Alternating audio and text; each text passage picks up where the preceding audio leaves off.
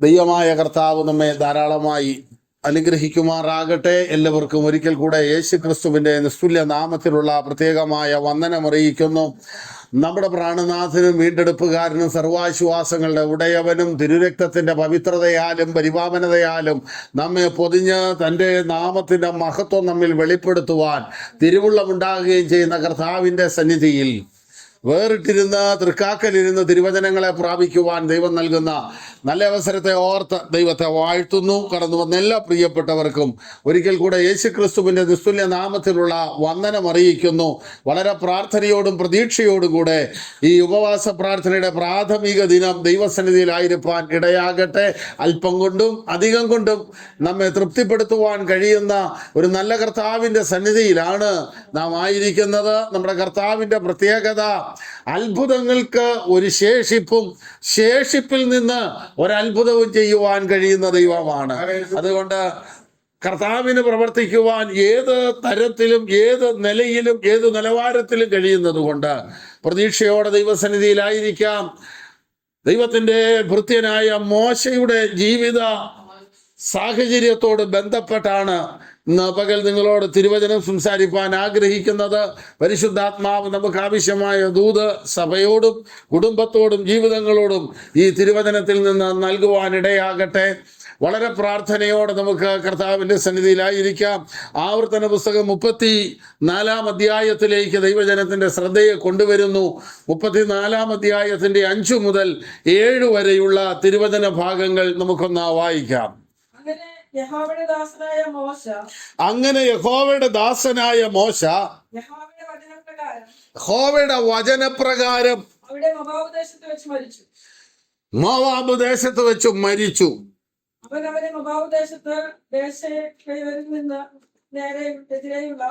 അവനെ മോവാബ് ദേശത്ത് ബേത്പയോരിന് സമീപമുള്ള താഴ്വരയിൽ അടക്കി. എങ്കിലും ഇന്നുവരെയും അവന്റെ ശവക്കുഴിയുടെ സ്ഥലം ആരും അറിയുന്നില്ല. 12-ാം വാക്യവും കൂടെ.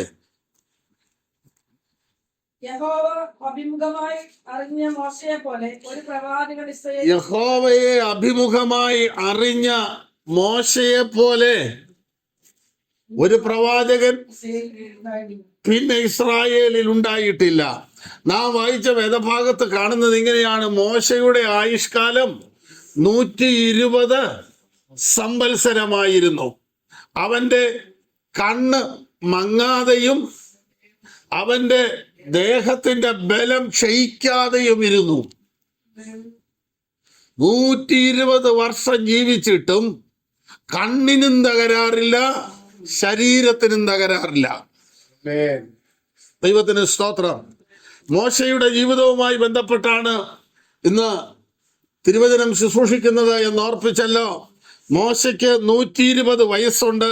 ആ 120 വയസ്സിനെ 3 തിരിച്ചുകൊണ്ട് മോശയുടെ ജീവിതത്തിലെ 3 40കളെ കുറിച്ചാണ് ഇന്ന് ദൈവജനവുമായി പങ്കിടുവാൻ ആഗ്രഹിക്കുന്നത്. ആദ്യത്തെ 40 ദിവസം മോശ മിസ്രയീമിൽ, രണ്ടാമത്തെ 40 വർഷം മോശ മരുഭൂമിയിൽ ആടുകളുമായി, അടുത്ത 40 വർഷം ദൈവജനവുമായി കനാൻ നാട്ടിലേക്ക്. ഈ 3 40കളിലൂടെ ദൈവത്തിൻ്റെ ആത്മാവ് നമ്മെയും ഒന്ന് കൊണ്ടുപോകാനിടയാകട്ടെ. നമുക്കുമുണ്ട് ഇതുപോലൊരു 3 അനുഭവം. കർത്താവിനെ കണ്ടുമുട്ടുന്നതിന് മുമ്പത്തെ ഒരു അനുഭവം ഉണ്ട്. ദൈവത്തിന് സ്തോത്രം. അതിനുശേഷം കർത്താവിനെ, അല്ലെങ്കിൽ നമ്മൾ ജനിച്ചു വളർന്ന പാരമ്പര്യപ്രകാരമുള്ള ഒരു ജീവിതം, അതിനുശേഷം നമ്മൾ നമ്മുടെ ഔദ്യോഗിക മേഖലയോട് ബന്ധപ്പെട്ടുള്ള ഒരു ജീവിതം, അവിടെ വെച്ച് കർത്താവിനെ കണ്ടുമുട്ടി കർത്താവുമായിട്ട് മുന്നോട്ട് പോകുന്ന ഒരു ജീവിതം. ഇങ്ങനെ 3 ഈ തിരുവചന ഭാഗത്തെ തിരിക്കുകയാണ്. നമുക്ക് വളരെ പ്രാർത്ഥനയോടെ കർത്താവിൻ്റെ സന്നിധിയിലായിരിക്കാം. ദൈവത്തിൻ്റെ ആത്മാവ് നമ്മോട് ഇടപെടുവാനിടയാകട്ടെ. ദൈവത്തിൻ്റെ ദാസനായ യോസഫ് ഏകനായി മിസ്രയീമിലേക്ക് ചെന്നു. ദൈവം അവന് അവിടെ കുടുംബത്തെ നൽകി, തലമുറയെ നൽകി. പിന്നീട് യോസഫ് മുഖാന്തരം തന്റെ സഹോദരന്മാരും തന്റെ പിതാവും മിസ്രയീമിൽ വന്നു. അങ്ങനെ ഏകദേശം 70 പേരായി മിസ്രയീമിൽ ഇസ്രായേൽ ജനം താമസിച്ചു വരികയാ. സർവശക്തനായ ദൈവം അവർക്ക് അഭിവൃദ്ധി നൽകി. അവർ വളർന്ന് വലുതായി പെരുപ്പമുള്ള ജനമായി തീർന്നപ്പോൾ, എണ്ണത്തിൽ വർദ്ധിക്കാൻ തുടങ്ങിയപ്പോൾ കാര്യങ്ങൾ മറ്റൊരു തലത്തിലേക്ക് പോവുകയാണ്. നാം 1-ാം അധ്യായം പുറപ്പാട് പുസ്തകത്തിൽ കാണുന്നത് ഇങ്ങനെയാണ്. അതിന്റെ 8-ാം വാക്യത്തിൽ, അനന്തരം യോസേഫും മരിച്ചു, സകല സഹോദരങ്ങളും മരിച്ചു, യാക്കോബും മരിച്ചു. ഇങ്ങനെ ഒരു സംഭവത്തെ കുറിച്ച് അറിയാൻ മേലാത്ത ഒരു രാജാവ് അധികാരത്തിൽ വന്നു. ഇങ്ങനെ ഒരു കാര്യത്തെ കുറിച്ച് അറിവില്ലാത്ത ഒരു ജനം മിസ്രയീമിൽ ഉണ്ടായി. ഇങ്ങനെ വരുമ്പോൾ അവിടുത്തെ ഒരു പ്രത്യേക കാര്യം ഇതാണ്. 9-ാം വാക്യത്തിൽ കാണുന്നു, ഇസ്രായേൽ ജനം നമ്മേക്കാൾ ബാഹുല്യവും ശക്തിയും ഉള്ളവരാകുന്നു എന്ന് പറഞ്ഞാൽ, നാം ഈ വചനത്തിലെ 1-ാം അധ്യായത്തിന്റെ 7-ാം വാക്യം മുതൽ നാം വായിക്കുമ്പോൾ, ഇസ്രായേൽ മക്കൾ സന്താന സമ്പന്നരായി ഏറ്റവും അത്യന്തം വർദ്ധിച്ച് പെരുകി. അന്യദേശത്ത് ദൈവം തന്റെ ജനത്തിന് വർധനവ് നൽകി. ആ വർധനവ് നൽകിയപ്പോൾ, ജനത്തിന്റെ എണ്ണം കൂടാൻ തുടങ്ങിയപ്പോൾ മിസ്രയീമിലുള്ളവർക്ക് പ്രയാസം തുടങ്ങി. കാരണം എന്തെന്ന് ചോദിച്ചാൽ, ജനത്തിന്റെ പെരുപ്പം നിമിത്തം ദൈവജനത്തെ അവർ ഭയപ്പെടാൻ തുടങ്ങി. ദൈവജനത്തെ ഭയപ്പെടുവാൻ തുടങ്ങിയപ്പോൾ ഭയപ്പെട്ടിട്ട് ഇവരെ ഒതുക്കുന്നത് എങ്ങനെയെന്നുള്ള ചിന്തയിലേക്ക് വന്നു. നിങ്ങൾ ഓർക്കണം, ദൈവസഭയുടെ വളർച്ചയുടെ പിന്നിലെ ഉപദ്രവത്തിന്റെയും മൂല കാരണം ഇതാണ്. ആളുകളുടെ എണ്ണം വർദ്ധിക്കുന്നു, ആളുകളുടെ പെരുപ്പം ഉണ്ടാകുന്നു. അങ്ങനെ ഒരു പെരുപ്പം വന്ന് ഇന്നത്തെ ഏത് രാഷ്ട്രത്തിന്റെ ലേബലിൽ, ഏത് ജാതിയുടെ ലേബലിൽ നിൽക്കുന്നു, ആ ലേബല് മാറ്റി മറ്റൊന്നൊട്ടിക്കേണ്ടി വരുമോ എന്ന ഭയം കൊണ്ടാണ് ഇവിടുത്തെ ദൈവജനത്തിന് നേരെ ലോകം എഴുന്നേൽക്കുന്നത്, സമൂഹം എഴുന്നേൽക്കുന്നത്. ജനം വർദ്ധിച്ചു പെരുകി. ദൈവസഭയുടെ ആദ്യ നൂറ്റാണ്ടിലെ വളർച്ച നിങ്ങൾ നോക്കൂ. പെന്തക്കോസ്ത് നാളിൽ അഭിഷിക്തന്മാർ 120 പേർ ഒരുമിച്ച് കൂടി പ്രാർത്ഥിച്ചു കൊണ്ടിരിക്കുമ്പോൾ പരിശുദ്ധാത്മാവ് അവിടെ വന്ന്, ആത്മാവ് 120 പേരിൽ നിന്ന് 3000-ലേക്ക് വ്യാപിക്കാൻ തുടങ്ങി. വെറും 120 പേരെ കൊണ്ട് തുടങ്ങിയത് 3000-ലേക്ക് വന്നു. ഇവിടെ തിരുവചനത്തിൽ നിങ്ങൾ കാണൂ, 70 പേരെ കൊണ്ട് തുടങ്ങിയത് 25-30 ലക്ഷത്തിലധികമായി വർദ്ധിച്ചു വരത്തക്കവണ്ണം ഒരു വർധനവ് ദൈവം നൽകി. യഹോവ വർദ്ധിപ്പിക്കാൻ തുടങ്ങിയാൽ, ദൈവം ഒരുവന്റെ തലമുറയെ ഉയർത്താൻ തുടങ്ങിയാൽ, അതിന് നേരെ ലോകം എഴുന്നേറ്റാലും ജാതികൾ എഴുന്നേറ്റാലും ലോകത്തിലെ മുഴുവൻ മനുഷ്യനെതിരെ വന്നാലും ആ തലമുറയുടെ മേലുള്ള ദൈവത്തിന്റെ പദ്ധതി നടക്കാതിരിക്കയില്ല. ആ തലമുറയുടെ മേലുള്ള ദൈവ കരുതൽ അവസാനിക്കയില്ല. തലമുറകളെ ദൈവം വർദ്ധിപ്പിക്കും. ദൈവത്തിന് സ്തോത്രം. ഇവിടെ നാം കാണുന്നത് അതാണ്. 3000-ലേക്ക് ആ ഒരു ആത്മചൈതന്യം വ്യാപരിച്ചു. ആ ആത്മചൈതന്യം അത് 5000-ലേക്ക്, 7000-ലേക്ക്, പിന്നെ എണ്ണിക്കൂടാതെ വണ്ണം ഒരു വലിയ സമൂഹമായി. അതും തീർന്നില്ല, ജാതികളിലേക്ക് കയറുവാൻ തുടങ്ങി. അത് ജാതികളെയും രാജ്യങ്ങളെയും കീഴടക്കി. ദൈവവചനത്തിന്റെ ശക്തി, സുവിശേഷത്തിന്റെ ശക്തി ആർക്കും പിടിച്ചടക്കുവാൻ കഴിയാത്തത്ര ശക്തിയോടെ വ്യാപിക്കുവാൻ തുടങ്ങി. അത് തന്നെയാണ് മിസ്രയീമിലും സംഭവിച്ചത്. യോസഫ് മരിച്ചു, ഇസ്രായേൽ മക്കൾ, യാക്കോബിന്റെ മക്കളെല്ലാവരും മരിച്ചു. ഇവിടം കൊണ്ട് തീരുമെന്ന് വിചാരിച്ചപ്പോൾ ദൈവം അവിടുന്ന് ഒരു വർധനവ് അവർക്ക് നൽകി. അവർ വർദ്ധിച്ചു, ഏറ്റവും പെരുകി. ദൈവത്തിന് സ്തോത്രം. അവര് പെരുകിയത് കൊണ്ട് ഇസ്രായേൽ മക്കളെ കുറിച്ച് മിസ്രയീമ്യർ ചിന്തിക്കുന്നു, ഇനി ഒരു യുദ്ധമുണ്ടായാൽ, ഇവർ ശത്രുപക്ഷം കൂടിയാൽ നമ്മോട് പൊരുതിയിട്ട് രാജ്യം മറ്റൊരുത്തം കൊണ്ടുപോകാൻ ഇടയാകും. അതുകൊണ്ട് ഇവർ എണ്ണത്തിൽ പെരുകുന്നു, ഇവരെ കൺട്രോൾ ചെയ്യണം. മിസ്രൈം എന്നുള്ള പേര് ചിലപ്പോൾ നഷ്ടപ്പെട്ടു പോയെന്ന് വരും. ഇസ്രായേൽ ആധിക്യം പ്രാപിച്ചാൽ അത് സംഭവിക്കാൻ സാധ്യതയുണ്ട്. ഇവിടുത്തെ ക്രൈസ്തവ ലോകം ഉണർന്നു വന്നാൽ വർദ്ധിച്ചു വന്നാൽ എണ്ണത്തിൽ പെരുകിയാൽ ഇവിടുത്തെ ഇന്ത്യയെ കുറിച്ചുള്ള ഇന്ത്യ ഏത് രാഷ്ട്രമെന്ന പേരിൽ അറിയപ്പെടുന്നു അതിന് മാറ്റം വരാൻ സാധ്യതയുണ്ടെന്ന് തിരിച്ചറിഞ്ഞിട്ടാണ് ലോകജാതികൾ ഇപ്പോൾ പറയുന്നു, നാം അവരോട് ബുദ്ധിയോടെ പെരുമാറുക, അവരെ കഠിന വേലയിലേക്ക് വിടുക. ദൈവത്തിന് സ്തോത്രം. അങ്ങനെ കഠിന വേല ചെയ്യിക്കേണ്ടതിന് അവരുടെ മേൽ മുഴിയ വിചാരകന്മാരെ ആക്കി ഇസ്രായേൽ മക്കൾ പീഡനം അനുഭവിക്കുവാൻ തുടങ്ങി.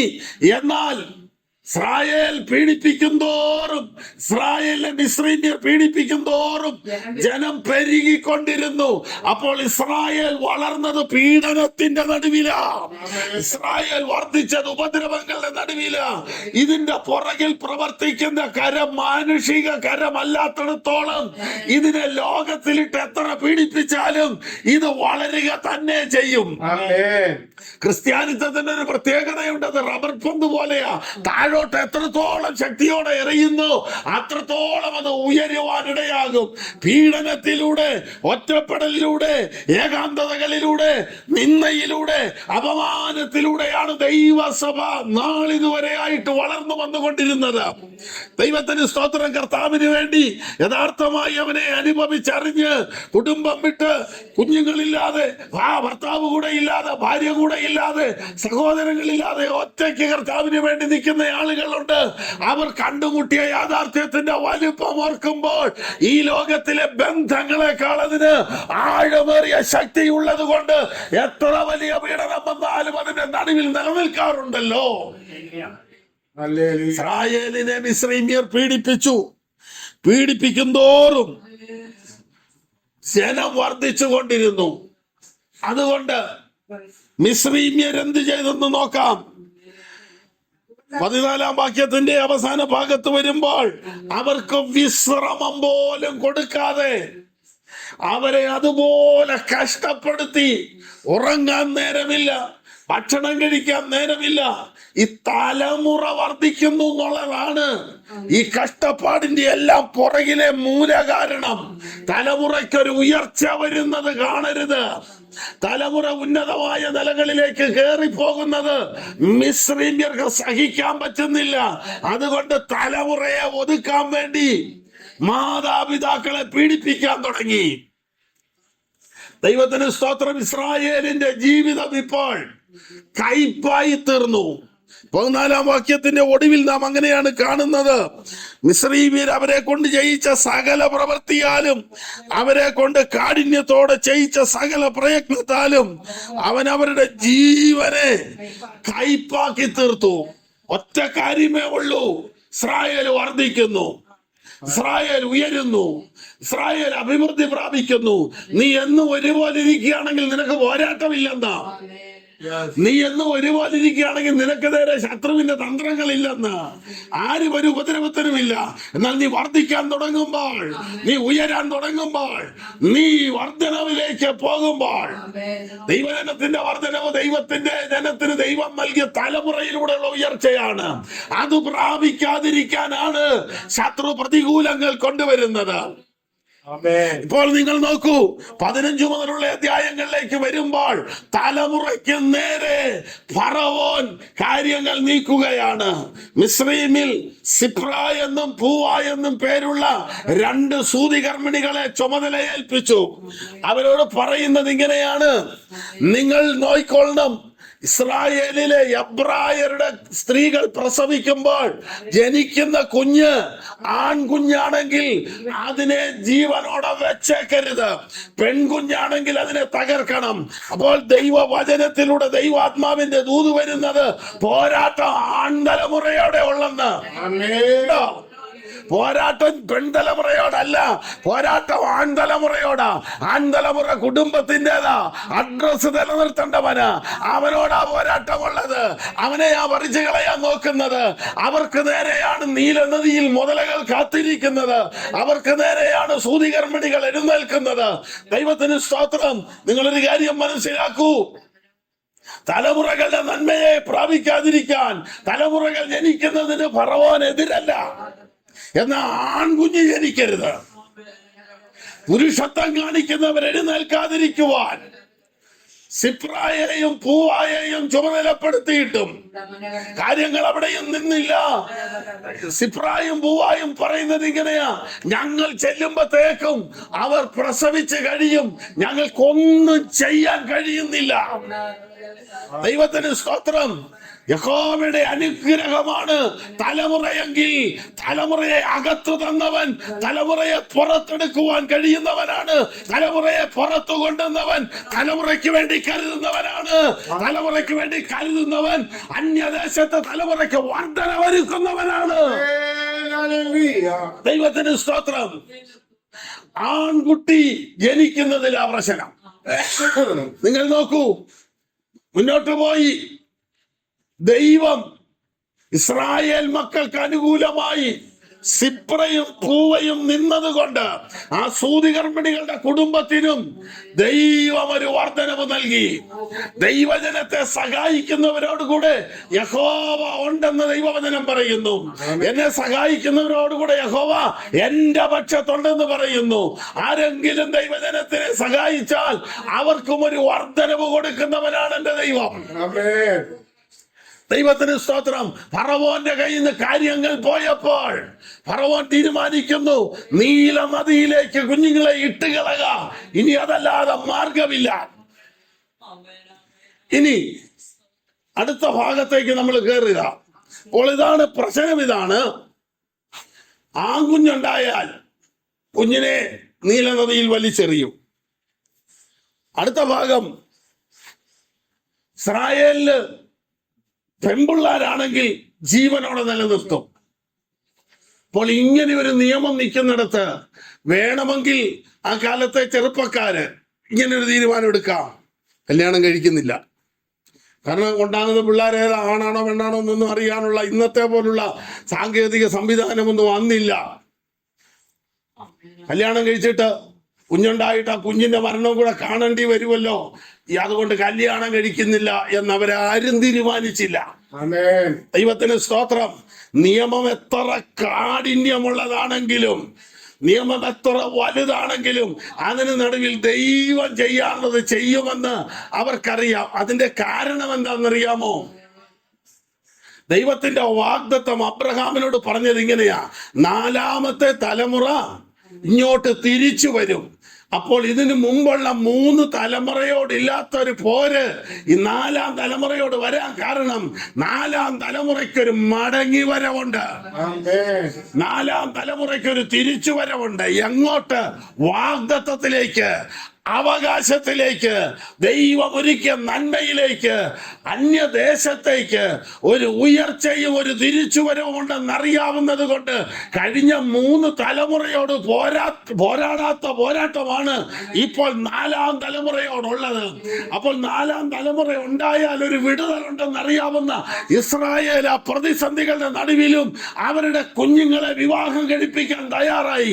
കാരണം 4ാം തലമുറയുടെ കാര്യം നോക്കിക്കൊള്ളാമെന്ന് പറഞ്ഞ് ഒരു കർത്താവ് ഉള്ളത് കൊണ്ട് ആ തലമുറയ്ക്ക് വേണ്ടി ദൈവം പ്രവർത്തിക്കുമെന്ന തിരിച്ചറിവിൽ നിന്നുകൊണ്ട് ആ തലമുറയ്ക്ക് വേണ്ടി കരുതുന്ന കർത്താവിൽ ആശ്രയം വെച്ചുകൊണ്ട് ദൈവ പ്രവർത്തിക്കായി അവർ ഒരുങ്ങുന്നു.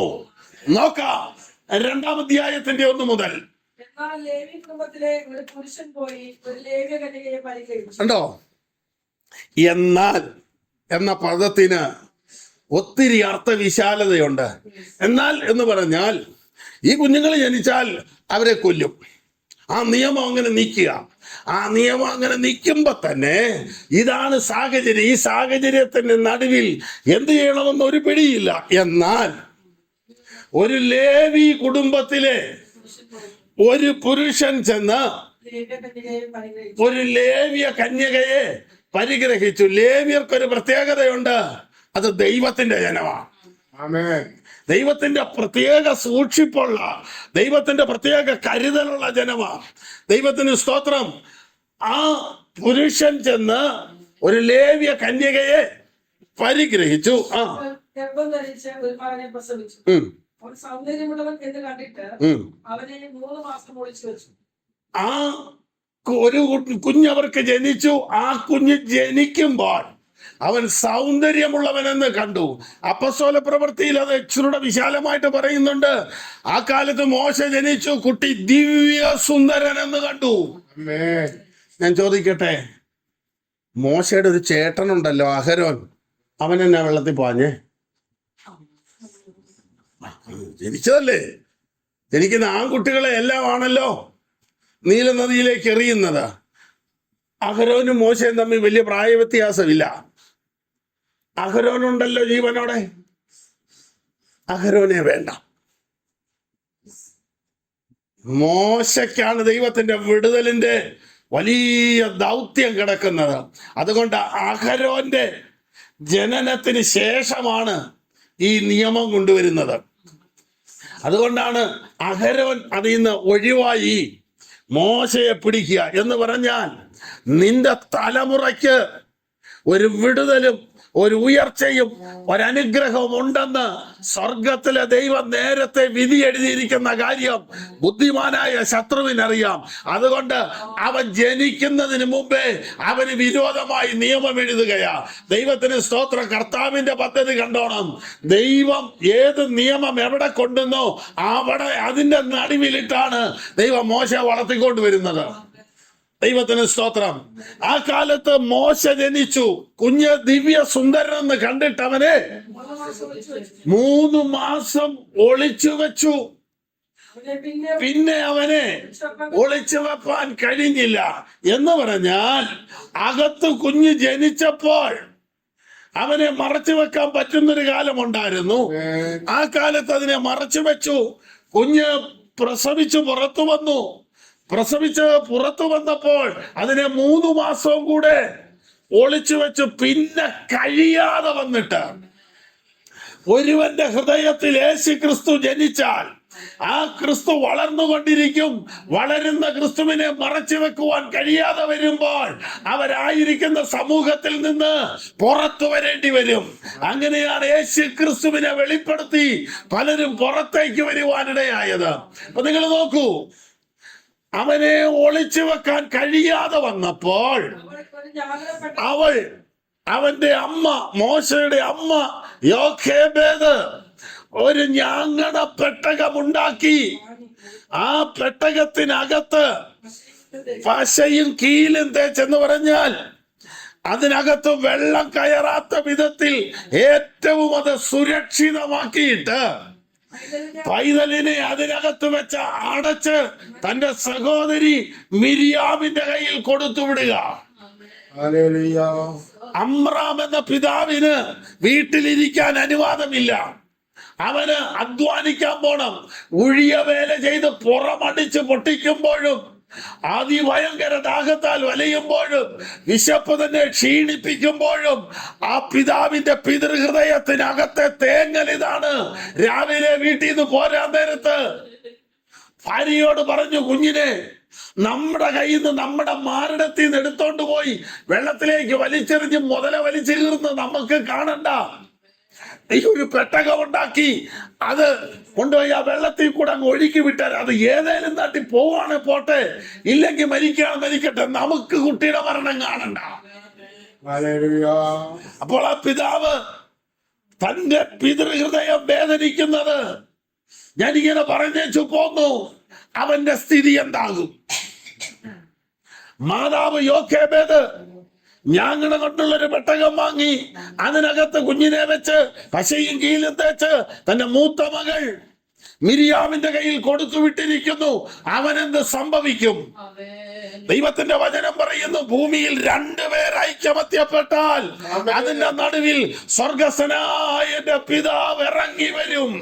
വയലിൽ അധ്വാനിക്കുന്ന പിതാവിന്റെ ഹൃദയം തേങ്ങുന്നു, ഭവനത്തിലിരിക്കുന്ന മാതൃഹൃദയം തേങ്ങുന്നു. തലമുറയെ ഓർത്ത് തേങ്ങുന്ന പിതൃഹൃദയത്തിന്റെയും മാതൃഹൃദയത്തിന്റെയും സങ്കടം തിരിച്ചറിഞ്ഞ സർവശക്തന്റെ കരം നേരെ നീലനദിയിലേക്ക് ഇറങ്ങി വരികയാണ്. ദൈവത്തിന് സ്തോത്രം. അവന്റെ പെങ്ങളായ മിരിയാം ഈ നീലനദിയിലേക്ക് പെട്ടകം കൊണ്ടുപോയി വെച്ചിട്ട് ദൂരെ മാറി നിന്ന് ഈ പെട്ടകത്തെ നോക്കിക്കൊണ്ടിരിക്കുന്നു. അവൻ എന്ത് ഭവിക്കും എന്നറിയേണ്ടതിന് അവന്റെ പെങ്ങൾ ദൂരത്ത് നിൽക്കുന്നു. ദൈവത്തിന് സ്തോത്രം. നാം അറിയേണ്ട ഒരു കാര്യം, ദൈവം ചെയ്യുന്നത് നമ്മുടെ മാനുഷിക കണ്ണിന് കാണുന്നതിനപ്പുറമായിരിക്കും. ദൈവം പ്രവർത്തിക്കുന്നത് നമ്മുടെ ചിന്തയ്ക്കപ്പുറമായിരിക്കും. ദൈവത്തിന്റെ ഇടപെടൽ മാനുഷിക കണക്കുകൂട്ടലുകൾക്ക് അപ്പുറമായിരിക്കും. നിങ്ങൾ വിചാരിക്കുന്നതിനേക്കാൾ അത്ഭുതകരമായി നമുക്ക് നമ്മുടെ കുഞ്ഞുങ്ങളോട്, നമ്മുടെ കുടുംബത്തോട് നന്മ ചെയ്യുവാൻ കഴിയുന്ന ഒരു ദൈവ സാന്നിധ്യം നമുക്കുണ്ടെന്നുള്ളത് നാം മറന്നു പോകരുത്. ഇങ്ങനെ ഫറവോന്റെ അധീനതയിലുള്ള നീല നദിയിൽ അഥവാ നൈൽ നദിയിൽ ഞാങ്ങണകൾക്കിടയിൽ ഞാങ്ങണ കൊണ്ടുള്ള പെട്ടകം വെച്ചിട്ട് അവന്റെ പെങ്ങൾ മിരിയാം ദൂരെ മാറി നിൽക്കുമ്പോൾ ദൈവത്തിന്റെ വചനത്തിൽ നാം ഇങ്ങനെ കാണുന്നു, അപ്പോൾ ഫറവോന്റെ പുത്രി കുളിപ്പാൻ വന്നു. അതിന് കൊട്ടാരത്തിൽ ഒരു കുളിമുറി സൗകര്യമൊന്നും ഇല്ലേ? ആ കാലത്തെ, പുരാതന കാലത്തെ ഏറ്റവും വലിയ സിവിലൈസേഷൻ, നാഗരിക സംസ്കാരമുള്ളത് ഈജിപ്ഷ്യൻ സംസ്കാരമാണ്. ഈജിപ്ഷ്യൻ സംസ്കാരം കഴിഞ്ഞിട്ടാണ് ബാബിലോണ്യ സംസ്കാരമുള്ളത്. നമ്മളിവിടെ പണ്ട് സോഷ്യൽ സയൻസിലൊക്കെ പഠിച്ചിട്ടുണ്ട്. ഹാരപ്പ, മോഹൻജദാരോ മുതലായ നദീതട സംസ്കാരങ്ങളെ കുറിച്ചെല്ലാം പഠിച്ചിട്ടുണ്ട്. അങ്ങനെയുള്ള സംസ്കാരങ്ങളിൽ ഏറ്റവും പുരാതനമായ സംസ്കാരമാണ് ഈജിപ്ഷ്യൻ സംസ്കാരം. അതുകൊണ്ട് അവിടുത്തെ കൊട്ടാരത്തിൽ രാജാവിനും രാജകുമാരിക്കും പരിവാരങ്ങൾക്കും കുളിക്കാൻ ഒരു കുളിമുറിയില്ല എന്നൊന്നും ചിന്തിക്കാൻ നമ്മളെ കൊണ്ട് പറ്റത്തില്ല. എന്താണ് ഇതിന്റെ പിന്നിലെ അർത്ഥം? വർഷത്തിൽ ഒരു പ്രത്യേക ദിവസം ഈ നീല നദിയിൽ ഇറങ്ങി കുളിച്ചാൽ അവർക്ക് നല്ല തലമുറകളെ കിട്ടും എന്ന് ഒരു വിശ്വാസം മിസ്രയീമ്യരുടെ ഇടയിലുണ്ട്. ദൈവം നന്മയ്ക്കായിട്ട് ചെയ്യുന്ന ചെയ്ത് കണ്ടോ? ഈ പ്രത്യേക ദിവസത്തിന്റെ തലേന്നോ പിറ്റേന്നോ അല്ല, തക്ക സമയമായപ്പോഴാണ് ദൈവം മോശയെ ഈ നദിയിൽ കൊണ്ടുപോയി വെച്ചേക്കാമെന്ന് ഇടപെട്ടത്. ദൈവത്തിന് സ്തോത്രം. നിന്റെ തലമുറയോടുള്ള ദൈവത്തിന്റെ കരുതലിന്റെ സമയമാകുമ്പോൾ നീ പോലും പ്രതീക്ഷിക്കാത്ത മേഖലയിൽ ഉന്നതമായ രാജാവിന്റെ കൊട്ടാരത്തിൽ നിന്നുള്ള ദൈവിക ഇടപെടൽ അവന്റെ തലമുറയുടെ മേൽ ഇറക്കിക്കൊണ്ടുവരുവാൻ ദൈവശക്തനാണ്. അതാണ് ഫറവോന്റെ പുത്രി മോശയെ വെച്ച ഉടനെ അപ്പോൾ ഫറവോന്റെ പുത്രി കുളിപ്പാൻ വന്നു. അവളും തോഴിമാരുമെല്ലാം നദീതീരത്തൂടെ പോകുമ്പോൾ ഫറവോന്റെ പുത്രി രാജകുമാരി ഈ പെട്ടകം കണ്ടു. ദൈവത്തിന് സ്തോത്രം. ഇവനെ ഞാൻ വെള്ളത്തിൽ നിന്ന് വലിച്ചെടുത്തു എന്ന് പറഞ്ഞാണ് അവന് മോശ എന്ന് പേരിട്ടത്. നല്ല തലമുറയ്ക്ക് വേണ്ടിയാണ് ഈ വെള്ളത്തിൽ കുളിക്കുന്നത്. അപ്പോൾ ഈ നീലനദിയുടെ മേൽ ആധിപത്യം വഹിക്കുന്ന ദേവത ഈ ഫറവോന്റെ പുത്രിക്ക് കൊടുത്ത ദാനമാണ് മോശ എന്നുള്ള ചിന്തയിലാണ് അവൾ ആ തലമുറയെ എടുത്ത് രാജകീയ പദവിയിലേക്ക് കൊണ്ടുപോകുന്നത്. ദൈവത്തിന് സ്തോത്രം. തലമുറയെ സംരക്ഷിക്കാമെന്നും തലമുറയ്ക്ക് വേണ്ടി കരുതാമെന്നും തലമുറയുടെ വഴികളുടെ മേൽ ദൈവത്തിന്റെ പ്രവൃത്തിയുണ്ടെന്നും കർത്താവാണ് അരുളി ചെയ്തതെങ്കിൽ ഒരു സാധ്യതയും കാണാത്തിടത്ത്, ഒരു വഴിയും ഇല്ലാത്തിടത്ത്, ഒന്നും നമുക്ക് പറയാനില്ലാത്തിടത്ത് ദൈവത്തിന്റെ ഇടപെടൽ വരികയാണ്. ഇന്ന് പകൽ എന്നെ കേൾക്കുന്ന മോശേ, നിന്നെ ഏത് കണ്ണും കണ്ടത് നിന്റെ അമ്മയുടെ ഉദരത്തിൽ നിന്ന് പുറത്തു വന്ന ശേഷമാണെങ്കിൽ നീ 4ാം തലമുറയായി പുറത്തു വരുമെന്ന് പിന്നാകാരമായിരുന്നപ്പോൾ കണ്ട കണ്ണാണ് എന്റെ കർത്താവിന്റെ കണ്ണ്. ദൈവത്തിന് സ്തോത്രം. നിങ്ങൾ നോക്കൂ, ഇതൊരു തോഴിയുടെ കൈ കിട്ടിയാൽ, ഫറവോന്റെ കൊട്ടാരത്തിലുള്ള തോഴിമാരിൽ ഒരാളുടെ കൈ കിട്ടിയാൽ മോശ രക്ഷപ്പെടുകയില്ല. എല്ലാരും തോഴിമാരും രാജ്ഞിയും നദീതീരത്ത് നിൽക്കുമ്പോൾ ബാക്കി എല്ലാ കണ്ണിനും അത് മറച്ചു വെച്ചിട്ട് രാജകുമാരുടെ കണ്ണിന് മാത്രം അത് വെളിപ്പെടുത്തി കൊണ്ടുവന്നെങ്കിൽ നിങ്ങളൊരു കാര്യം തിരിച്ചറിയണം, തലമുറയെ കുറിച്ചുള്ള ദൈവത്തിന്റെ കരുതൽ മാനുഷിക കരുതൽ അല്ല. തലമുറയെ കുറിച്ചുള്ള ദൈവത്തിന്റെ പദ്ധതി മാനുഷിക പദ്ധതി അല്ല. അത് പല കണ്ണിനും തമ്പുരാൻ മറച്ചു വെച്ചാലും കാണേണ്ടവൻ കാണുവാൻ, പ്രവർത്തിക്കാൻ കഴിവുള്ളവൻ കാണുവാൻ, ഇടപെടുന്നവൻ ഇടപെടത്തക്ക നിലയിൽ അത് വെളിപ്പെടുത്തുന്ന ദൈവമാണ്. ദൈവത്തിന് സ്തോത്രം. ഇനി നമ്മൾ മനസ്സിലാക്കേണ്ട ഒരു കാര്യം, ദൈവത്തിന്റെ ആത്മാവ് ആ ഒരു രംഗത്തിനകത്ത് ഇടപെടുവാൻ തുടങ്ങി. ഫറവോന്റെ പുത്രി ആ പെട്ടകം കൊണ്ടുവരുവാൻ പറഞ്ഞു. അത് കൊണ്ടുവന്ന് തുറന്നാറേ, വായിക്കാം. ഈ പൈതലിനെ വില കൊടുക്കേണ്ടതിന് ഒരു എബ്രായ സ്ത്രീയെ ഞാൻ ചെന്ന് വിളിച്ചു പറയണമോ എന്ന് ആ പെട്ടകം തുറന്നാറേ കുഞ്ഞ് നിലവിളിച്ചു. അവൾ അതിനോട് അലിവ് തോന്നി.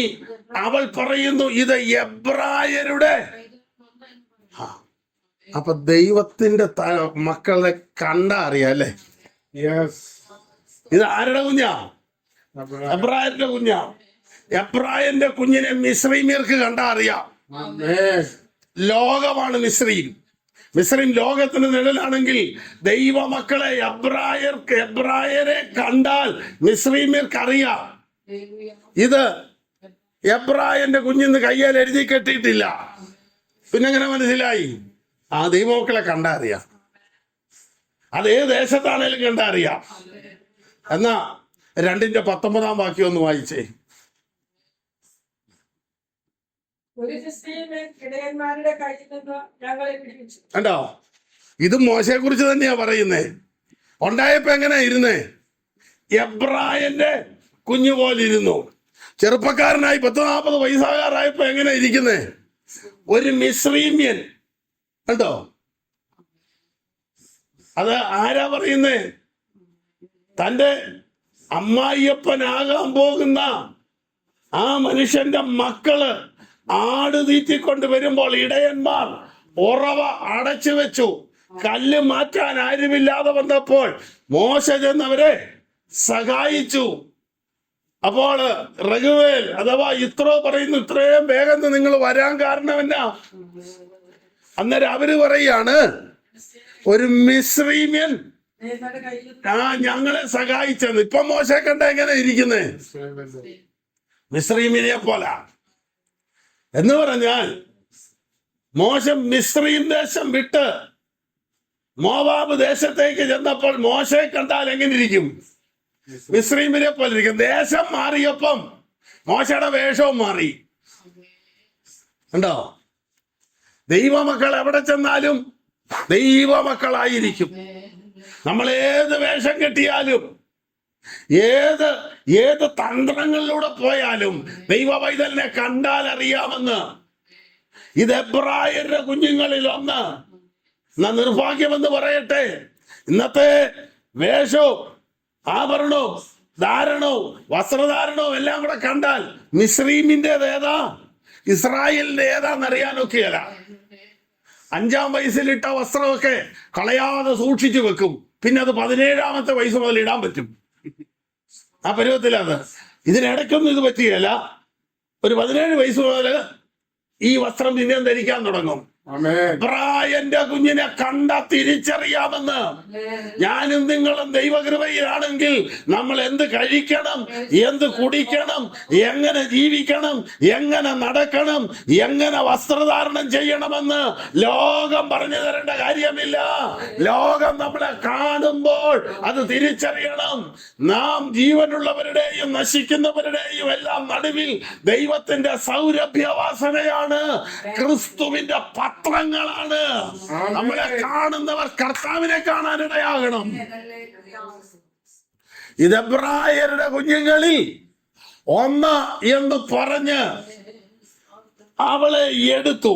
അപ്പോൾ മോശ ആ ഞാങ്ങണ കൊണ്ടുള്ള പെട്ടകം തുറക്കുന്നതിന് മുമ്പ് അതിനകത്തുണ്ട്, എന്നാൽ അത് തുറന്നാറേ മോശയുടെ നിലവിളി പുറത്തു വന്നു. അപ്പോൾ ഈ 4 ചുവരുകൾക്കകത്ത്, ഈ പെട്ടിയുടെ 4 ചുവരുകൾക്കകത്ത് മോശയുടെ നിലവിളി തടയപ്പെട്ടു പോകത്തക്കവണ്ണം, അവന്റെ ശബ്ദം പുറത്ത് കേൾക്കാതിരിക്കുവാൻ, അവനെ ആരും അറിയാതിരിക്കാൻ അടച്ചു വെച്ചെങ്കിൽ തമ്പുരാന്റെ ഇടപെടൽ വന്നപ്പോൾ അടച്ചു വെച്ചത്, തടഞ്ഞു വെച്ചത്, ഒതുക്കി വെച്ചത് തുറക്കുവാനിടയായെങ്കിൽ യേശു ക്രിസ്തുവിന്റെ നാമത്തിൽ ഒരു ദൂത് വിളിച്ചു പറയാം. തമ്പുരാൻ വഴി തുറക്കേണ്ട സമയമാകുമ്പോൾ ആരൊക്കെ അടയ്ക്കാൻ നോക്കിയാലും, ആരൊക്കെ തടയാൻ നോക്കിയാലും, ആരൊക്കെ അത് ഒതുക്കി വെക്കാൻ നോക്കിയാലും ആ വാതിലുകളെ തുറക്കാൻ ദൈവത്തിന് കഴിയും. നമ്മുടെ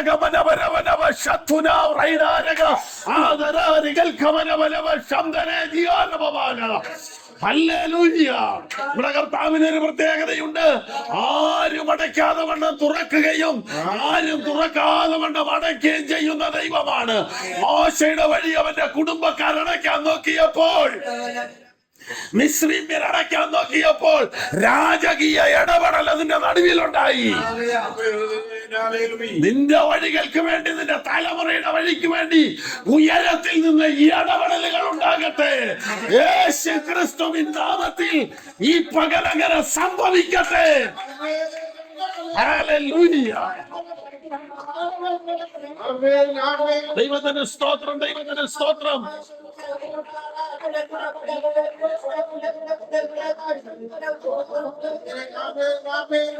ഹല്ലേലൂയ, ഹല്ലേലൂയ, ഹല്ലേലൂയ. വാത്സല്യ കുടുംബത്തെ തൃക്കരങ്ങളിൽ ഏൽപ്പിക്കുകയാണ്.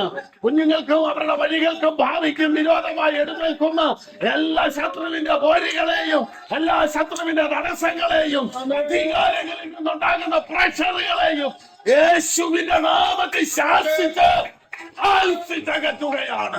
സ്വർഗം ഇടപെടുവാനിടയാകട്ടെ. മോശ ജനിക്കുമ്പോൾ അനേക കുഞ്ഞുങ്ങളുടെ ജീവൻ നഷ്ടപ്പെട്ടു.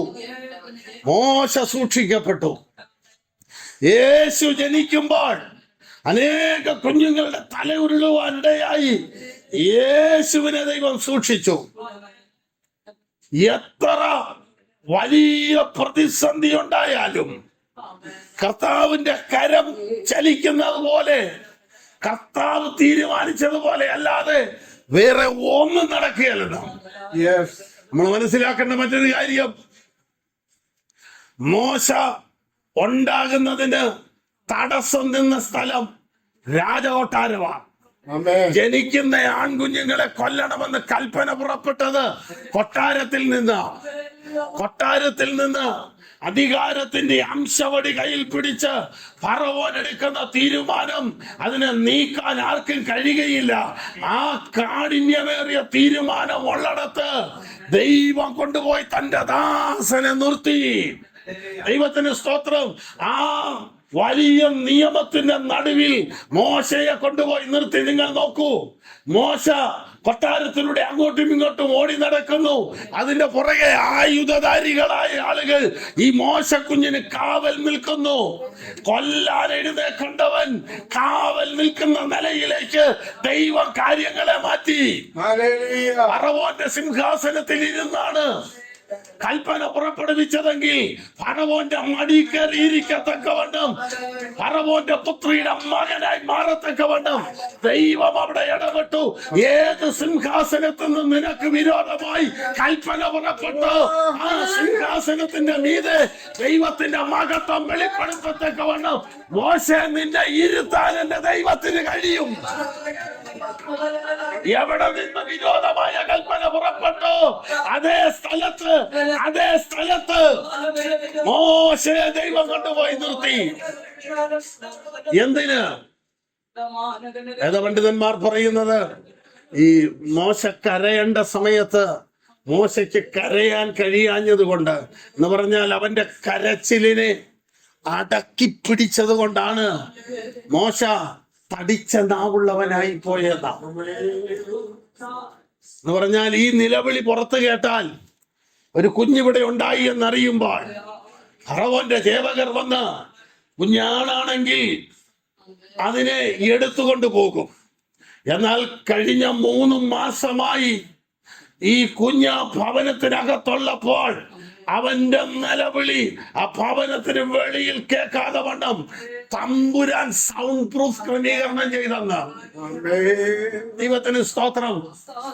ദൈവം വിചാരിച്ചാൽ അതിനപ്പുറത്ത് ഒന്നുമില്ലെന്ന്. ഇപ്പോൾ ഫറവോന്റെ കൊട്ടാരത്തിൽ കൊണ്ടുപോയി അവനെ നിർത്തിയിരിക്കുക.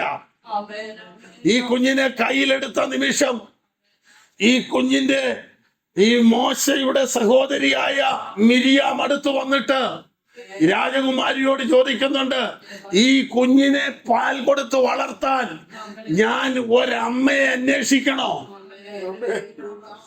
ദൈവത്തിന് സ്തോത്രം. ദൈവം നന്മയ്ക്കായി ഒരുക്കം കണ്ടോടാ. നീ ചങ്ക പറഞ്ഞാണ് നിന്റെ കുഞ്ഞിനെ നീ കൊടുത്തയച്ചതെങ്കിൽ, ആരും കാണാതെയാണ് കുഞ്ഞിനെ വളർത്തിയതെങ്കിൽ, രഹസ്യത്തിലാണ് നീ പ്രാർത്ഥിച്ച് നീ മനോഭാരത്താൽ വലഞ്ഞതെങ്കിൽ, പരസ്യമായി അതിനെ താലോലിക്കത്തക്കവണ്ണം, പരസ്യമായി അതിനെ വളർത്തത്തക്കവണ്ണം, വളർത്തുന്നതിന് കാശൂടെ കിട്ടത്തക്കവണ്ണം ദൈവം അത്ഭുതങ്ങളുടെ ദൈവമായി മാറാൻ പോവുകയാണ്. നിയമത്തിന് മാറ്റമില്ല.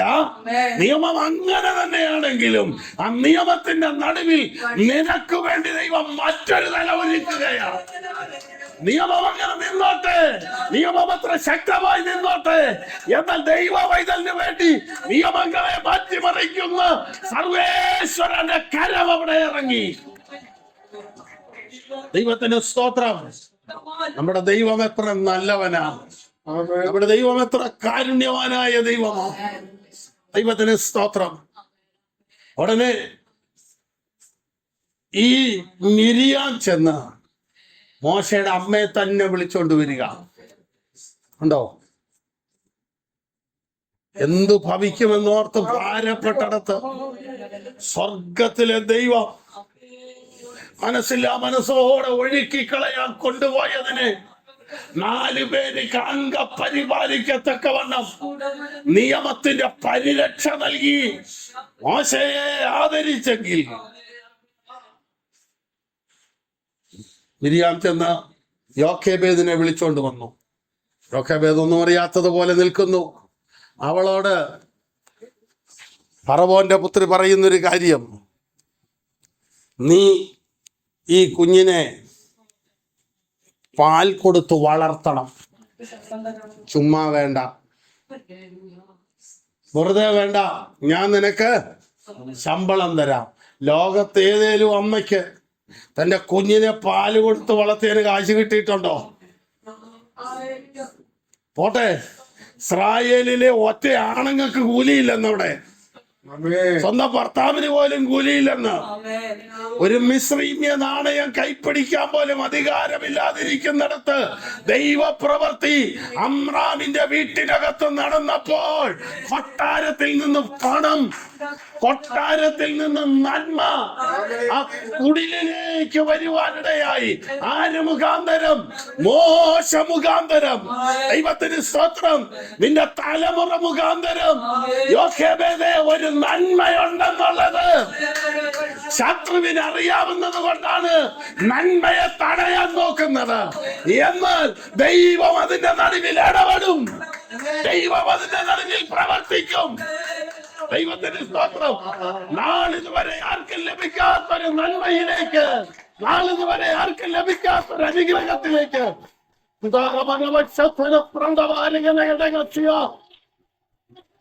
അമ്രാമിന്റെ ഭാര്യ യോക്കേബേദിനെ കൊണ്ടുപോയെങ്കിൽ മോശമുഖാന്തരം ഒരു വിടുതൽ അവിടെ നടക്കുകയാണ്. വെറുതെ വേണ്ട, ഞാൻ നിനക്ക് ശമ്പളം തരാം. സ്വന്തം ഭർത്താവ് രാവിലെ തൊട്ട് വൈകുന്നേരം വരെ എവിടെ പോയി തല്ലും മേടിച്ച് വെട്ടുകളകളച്ചേച്ച് പോരുന്നതല്ലാതെ 5 പൈസ കിട്ടിയിട്ടില്ല. ഇസ്രായേലിലെ മിസ്രൈമിൽ താമസിക്കുന്ന മുഴുവൻ പുരുഷന്മാരും തല്ലും മേടിച്ച് അധ്വാനിക്കുന്നതല്ലാതെ 1 രൂപ നന്മ കിട്ടുന്നില്ല. ആർക്കും ലഭിക്കാത്തതൊന്ന് നിനക്ക് ലഭിക്കും. എങ്ങനെ? തലമുറ മുഖാന്തരം. ദൈവത്തിന് സ്തോത്രം. ആർക്കും കിട്ടാത്ത പ്രത്യേകമായ ഒരു കരുതൽ, പ്രത്യേകമായ ഒരു നന്മ ദൈവം ഒരുക്കുന്നു. ആര് നിമിത്തം? മോശ നിമിത്തം. മോശ കൊട്ടാരത്തിൽ വളരുമ്പോഴും മോശ ഈ കുടിലിലാണ് വളരുന്നതെങ്കിലും കൊട്ടാരത്തിലെ സംരക്ഷണയിൽ വളരുകയാണ്.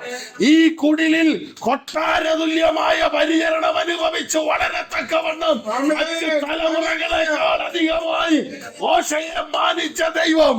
സങ്കീർത്തനക്കാരൻ പറയുന്നു, അതുകൊണ്ട് ദൈവം തന്നെ നിന്റെ ദൈവം കൂട്ടുകാരിൽ പരമായി അനന്ത തൈലം കൊണ്ട് നിന്നെ അഭിഷേകം ചെയ്തിരിക്കുന്നു. മോശയ്ക്കൊപ്പം ജനിച്ച പലരും ഇല്ലാതിരിക്കുമ്പോൾ, മോശയ്ക്കൊപ്പം ജനിച്ച പലരും ഇന്നത്തെ ഈ മേഖലയിൽ എത്താതിരിക്കുമ്പോൾ സ്വർഗത്തിലെ ദൈവത്തിന്റെ ഇടപെടല് മോശയിലുണ്ട്. മോശേ, നിന്നെ ഇങ്ങനെ വളർത്തുന്നതിന്റെ പിന്നിൽ, നിന്നെ ഇങ്ങനെ കൊണ്ടിരുന്നതിന്റെ പിന്നിൽ നിന്റെ മാതാപിതാക്കളോടുള്ള ദൈവത്തിന്റെ ഉദ്ദേശത്തെക്കാൾ ഉപരി ദൈവത്തിന് നിന്റെ മേലൊരു ദൃഷ്ടിയുണ്ട്. ദൈവത്തിന് നിന്റെ മേൽ, ദൈവത്തിന്റെ ഒരു വാഗ്ദത്തം നിന്റെ മേലുണ്ട്. ദൈവത്തിന്റെ ഒരു അധികാരം നിന്റെ മേലുണ്ട്. ദൈവത്തിന്റെ ഒരു ശുശ്രൂഷ നിനക്കുണ്ട്. അതുകൊണ്ടാണ് നഷ്ടപ്പെട്ടെന്ന് വിധി എഴുതിയിടത്തും നിന്നെ തമ്പുരാൻ നിലനിർത്തി കൊണ്ടുപോകുന്നത്. ഹല്ലേലൂയ. നിങ്ങൾ നോക്കൂ, മോശ ഇപ്പോൾ ഫറവോന്റെ കൊട്ടാരത്തിൽ വളരുന്നു. ഫറവോന്റെ മിസ്രീമ്യ സംവിധാന പ്രകാരം ഫറവോന്റെ പുത്രിയുടെ മക്കൾക്കാണ് അടുത്ത ഫറവോന്റെ സ്ഥാനം. നിനക്ക് നേരെ വിധി പുറപ്പെടുവിച്ചെടുത്ത് നീ വലുതാകുമ്പോൾ നീ വിധിക്കത്തക്കവണ്ണം, വിധി കൽപ്പിക്കത്തക്കവണ്ണം ഒരു ഉയർച്ചയിലേക്ക് ദൈവം കൊണ്ടുപോകുന്നത്. ഫറവോൻ അടുത്ത ഫറവോനായി മാറേണ്ട ആളാണ് മോശ. അത് കറക്റ്റായിട്ട് പറയുന്നത് എബ്രായ ലേഖനം 11 പ്രതിഫലം നോക്കുക കൊണ്ട് ഫറവോന്റെ പുത്രിയുടെ മകൻ എന്ന് വിളിക്കുന്നത് നിരസിച്ച്. കാരണം വാഗ്ദത്തം വേറെയാന്ന്, വിളി വേറെയാന്ന്, ലക്ഷ്യം വേറെ ഒന്നാണ്. അത് നിരസിച്ചിട്ട് മിസ്രൈമിലെ നിക്ഷേപങ്ങളെക്കാൾ ക്രിസ്തുവിന്റെ നിന്ന വലിയ ധനമെന്നെണ്ണി ദൈവത്തിന് സ്തോത്രം കർത്താവിന് വേണ്ടി നിൽക്കാൻ തീരുമാനിച്ചു. അതാ മോശയുടെ വിളി. ആ വിളിയിലേക്ക് വരുന്നതിന് മുമ്പ് അവനെ ദൈവം കാത്തു പരിപാലിക്കുന്ന വിധമാണ് നമ്മൾ കണ്ടോണ്ടിരിക്കുന്നത്. മോശ മിസ്രൈമിൽ വളരുന്നു. മോശയ്ക്ക് നല്ല വിദ്യാഭ്യാസം കിട്ടണമെങ്കിൽ കൊട്ടാരത്തിൽ വരണം. കാരണം എബ്രായ കുടിലിൽ ജനിച്ചാൽ കാലെ നിൽക്കാൻ പ്രായമാകുമ്പോൾ ഈ മിസ്രൈമ്യര് നേരെ അടിമവേലയ്ക്ക് കൊണ്ടുപോകും. അവിടെ കിടന്ന് പണിയെടുത്ത് എഴുതാനും അറിയാൻ മേല വായിക്കാനും അറിയാൻ മേലാത്തവനായി തീരേണ്ടതാ. എന്നാൽ മിസ്രൈമിലെ സകല ജ്ഞാനവും അഭ്യസിച്ചു എന്ന് പറഞ്ഞാൽ ആ മിസ്രയീം രാജ്യത്തെ ഏറ്റവും നല്ല വിദ്യാഭ്യാസം, നല്ല സ്കൂള്, നല്ല കഴിവ്, നല്ല അറിവ് കിട്ടണമെങ്കിൽ അവൻ കൊട്ടാരത്തിൽ വരണം. ആമേൻ. ജനിച്ചത് കൊട്ടാരത്തിലൊന്നും അല്ലെങ്കിലും രാജകീയ കരുതൽ അനുഭവിപ്പാൻ ദൈവം അവനെ ഉപയോഗിച്ചു. ദൈവത്തിന് സ്തോത്രം. അമ്രാം എന്ന അവന്റെ അപ്പൻ അനുഭവിക്കാത്ത നന്മ ആ തലമുറയ്ക്ക് നൽകുവാൻ ദൈവത്തിന് പ്രസാദം തോന്നി. അവന്റെ മാതാപിതാക്കൾക്ക് കിട്ടാത്ത കരുതൽ, മാതാപിതാക്കൾക്ക് കിട്ടാത്ത വിദ്യാഭ്യാസം, മാതാപിതാക്കൾക്ക് ഒരുക്കാത്ത ഒരു നന്മയുടെ അനുഭവം അവന്റെ ചെറുപ്പം മുതൽ രാജകീയ പ്രവൃത്തിയോടെ വരത്തക്കവണ്ണം സ്വർഗം അവന് വേണ്ടി കരുതി. മോശ ഇപ്പോൾ അത്യാവശ്യമൊക്കെ ഒന്ന് വളർന്നു. ആള് മിസ്രൈമിലെ സകല ജ്ഞാനവും അഭ്യസിച്ചു. മോശയെ കുറിച്ച് വേദപണ്ഡിതന്മാർ പറയുന്നത് മാർഷൽ ആർട്സ് അഭ്യസിച്ച ആളെന്നാ. എന്ന് പറഞ്ഞാൽ കായിക അഭ്യാസങ്ങളിലെ ഏറ്റവും ടോപ്പായിട്ടുള്ള ഒരു ഇനമാണ് മാർഷൽ ആർട്സ്. അതിന് ഇങ്ങോട്ട് ആയുധം കൊണ്ട് വരുമ്പോ ഒത്തിരി നേരം ഇങ്ങനെ തടഞ്ഞുകൊണ്ടൊന്നും നിൽക്കുന്ന പരിപാടിയല്ല. ഒന്നോ രണ്ടോ തടഞ്ഞു വെച്ച ആളെ തീർക്കുന്ന പരിപാടിയാ മാർഷൽ ആർട്സ്. അത്രയ്ക്ക് കാഠിന്യമുള്ള അറ്റാക്കുകൾ ചെയ്യാനുള്ള ട്രെയിനിങ് ദൈവം മോശയ്ക്ക് കൊടുത്തു.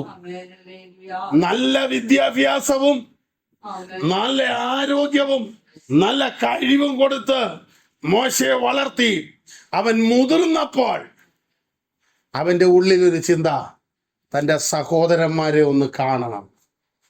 തീറ്റ മിസ്രൈമിലെയാ തിന്നുന്നെങ്കിലും, ആമേൻ. വളരുന്നത് മിസ്രൈമിലാണെങ്കിലും സ്വന്തം ജനം എന്നുള്ള ഒരു തേങ്ങൽ അവന്റെ അകത്തുണ്ട്. അതാണ് അവന്റെ വിളിയുടെ പിന്നിലെ ഉദ്ദേശം. നമ്മൾ ഏത് നാട്ടിലാണെങ്കിലും എവിടെയാണെങ്കിലും ദൈവത്തിന്റെ ജനം, ദൈവത്തിന്റെ മക്കൾ, നമ്മുടെ കൂട്ടു സഹോദരങ്ങൾ എന്നുള്ളൊരു വിചാരം നമ്മെ ഭരിക്കാനിടയാകണം. മോശ തന്റെ സഹോദരന്മാരുടെ കഷ്ടത കാണുവാൻ ഇറങ്ങിച്ചെല്ലുമ്പോൾ ഒരു മിസ്രീമ്യൻ ഒരു എബ്രായനെ അടിക്കുന്നത് കണ്ടു. പിടിച്ചു മാറ്റാനൊന്നും നിൽക്കുന്നില്ല. മോശ അങ്ങോട്ടും നോക്കി ഇങ്ങോട്ടും നോക്കി അവിടെ എഴുതിയേക്കുന്നേ. അങ്ങോട്ടും ഇങ്ങോട്ടും നോക്കി ആരും കാണുന്നില്ലെന്ന് വന്നപ്പോൾ അവനെ അടിച്ച് കൊന്ന് ഒഴിച്ചു വിട്ടു. എന്ന് പറഞ്ഞാൽ ആരും കാണുന്നില്ല, എന്തും ചെയ്യുന്നവനാ മോശ. ഉണ്ടോ? ദൈവത്തിന്റെ വിളി കിടപ്പുണ്ട്, ദൈവത്തിന്റെ ഉദ്ദേശം കിടപ്പുണ്ട്, ദൈവത്തിന്റെ പദ്ധതി അവന്റെ മേലുണ്ട്. മോശയിലൂടെയാണ് ഇസ്രായേലിന് വിടുതൽ വരേണ്ടതെന്നറിയാം. എന്നാൽ മോശയുടെ അറിവും മോശയുടെ കഴിവും വെച്ച് മോശ ഇസ്രായേലിനെ രക്ഷിക്കാൻ നോക്കുന്ന ഇങ്ങനെയാ. മിസ്രൈമിലെ പഠിത്തം എന്ന് പറയുന്നത് കൊല്ലുന്നതാ. മിസ്രൈമിലെ പഠിത്തവും പഠിച്ചതും മിസ്രൈമിൽ നിന്ന് പ്രാപിച്ചതും കൊല്ലുന്നതാ. അതല്ല ദൈവത്തിന്റെ പദ്ധതി. നിങ്ങൾ നോക്കൂ, മോശ അങ്ങനെ ഒരു എബ്രായനെ അടിക്കുന്നത് കണ്ടപ്പോൾ അവനെതിരെ എഴുന്നേറ്റു. അപ്പോസ്തല പ്രവൃത്തി പറയുന്നത് പ്രതിക്രിയ നടത്തിയെന്ന, അതാണ് അതിന്റെ കറക്റ്റ് പ്രയോഗം. സ്വന്തം കൂടപ്പുറപ്പിനെ അടിക്കുന്നത് കണ്ടു കഴിഞ്ഞാൽ നോക്കിയിരിക്കാൻ ഒക്കുവോ? രക്തപ്രതികാരകൻ പിന്തുടർന്ന് കൊല്ലൂ എന്ന് പറയുന്ന അതേ കാര്യം തന്നെ മോശ ചെയ്തത് അതാ. പക്ഷെ അത് ചെയ്തത് കൊണ്ട് അവനവിടെ നിൽക്കാൻ മേലാതെ വന്നു. ആമേൻ. നിൽക്കാൻ മേലാത്ത സാഹചര്യം വന്നു. ഫറവോന്റെ നാട്ടിലെ ഫറവോന്റെ ജനത്തിൽ ഒരുത്തനെ കൊന്നാ പിന്നെ അവിടെ നിൽക്കാൻ പറ്റുമോ? നിങ്ങൾ കേട്ടിട്ടുണ്ട് നിമിഷപ്രിയയുടെ വിഷയം. അവിടുത്തുകാരനൊരുത്തനെ കൊന്നത് കൊണ്ട് അവൾ കിടന്ന് അനുഭവിക്കുന്നുണ്ട്. ഒരു രാഷ്ട്രം മുഴുവൻ അവളുടെ രക്ഷയ്ക്ക് വേണ്ടി ഇടപെട്ടിട്ടും അനങ്ങാൻ ഒക്കുന്നില്ല. എനിക്ക് തോന്നുന്നു ഇന്ത്യയിലെങ്ങാനും ഒരുത്തനെ കൊന്നേച്ച് പോയാൽ അവന് വല്ല കാശ് കൂടെ കൊടുത്ത് വേണമെങ്കിൽ അവനെ അങ്ങനെ വിടും. പക്ഷെ വേറൊരു രാജ്യത്ത്, അമേരിക്കയിലോ ചൈനയിലൊക്കെ ഒത്തിരി ആളുകളുണ്ടല്ലോ, ഒന്നോ രണ്ടോ പോയാലും വീട്ടിലൊന്നും അവർ വെക്കുകയില്ല. ഒരു മുസ്ലിം രാഷ്ട്രത്തിൽ ചെന്നിട്ട് അവിടുത്തെ ഒരുത്തനെ കൊന്നാൽ വേറൊരു രാജ്യക്കാരനാണെങ്കിൽ അവിടുന്ന് പോരിച്ച ഉണ്ടാകുകയില്ല. യെസ്. മോശയ്ക്ക് പറ്റിയേക്കുന്നത് അത് തന്നെയാ. ഇവിടുന്ന് ജോലിക്ക് പോകുന്ന ഒരുത്തൻ അവിടെ ഒരു വിഷയം ഉണ്ടാക്കിയാൽ എന്ത് ചെയ്യും? മോശ അവിടെ ചെന്ന് ആരും കാണാതെ വന്നപ്പോൾ ആരും ഇല്ലെന്നോർത്ത് കൊന്നു. മോശ അറിയേണ്ട ഒരു കാര്യം, മോശ കാണാത്തൊരു കണ്ണ് മോശയെ കണ്ടോണ്ടായിരിക്കുന്നത്. മോശയുടെ വഴികൾ, മോശയുടെ ജീവിതം, മോശയുടെ പോക്ക്, മോശയുടെ വരവ്, മോശയുടെ സാക്ഷ്യം, ഇതെല്ലാം മോശ കാണുന്നില്ലെങ്കിലും മോശയെ കാണുന്നൊരു കണ്ണുണ്ട്. ഇന്നലെ വായിച്ച സങ്കീർത്തനം 33 കണ്ടു, യഹോവയുടെ കണ്ണ് എല്ലായിടത്തും ഉണ്ട്, അവനാകാത്തവരെ നല്ലവരെ നോക്കിക്കൊണ്ടിരിക്കുകയാണ്. മോശയെ കാണാത്തൊരു കണ്ണ് മോശയുടെ പുറകെ ഉള്ളത് കൊണ്ടാണ് അവൻ മിസ്രയീമിൽ സൂക്ഷിക്കപ്പെട്ടത്. അത് മോശയ്ക്ക് എപ്പോഴാ മനസ്സിലായെന്നറിയാമോ? ഒരു വിഷയം ഉണ്ടായപ്പോഴാ.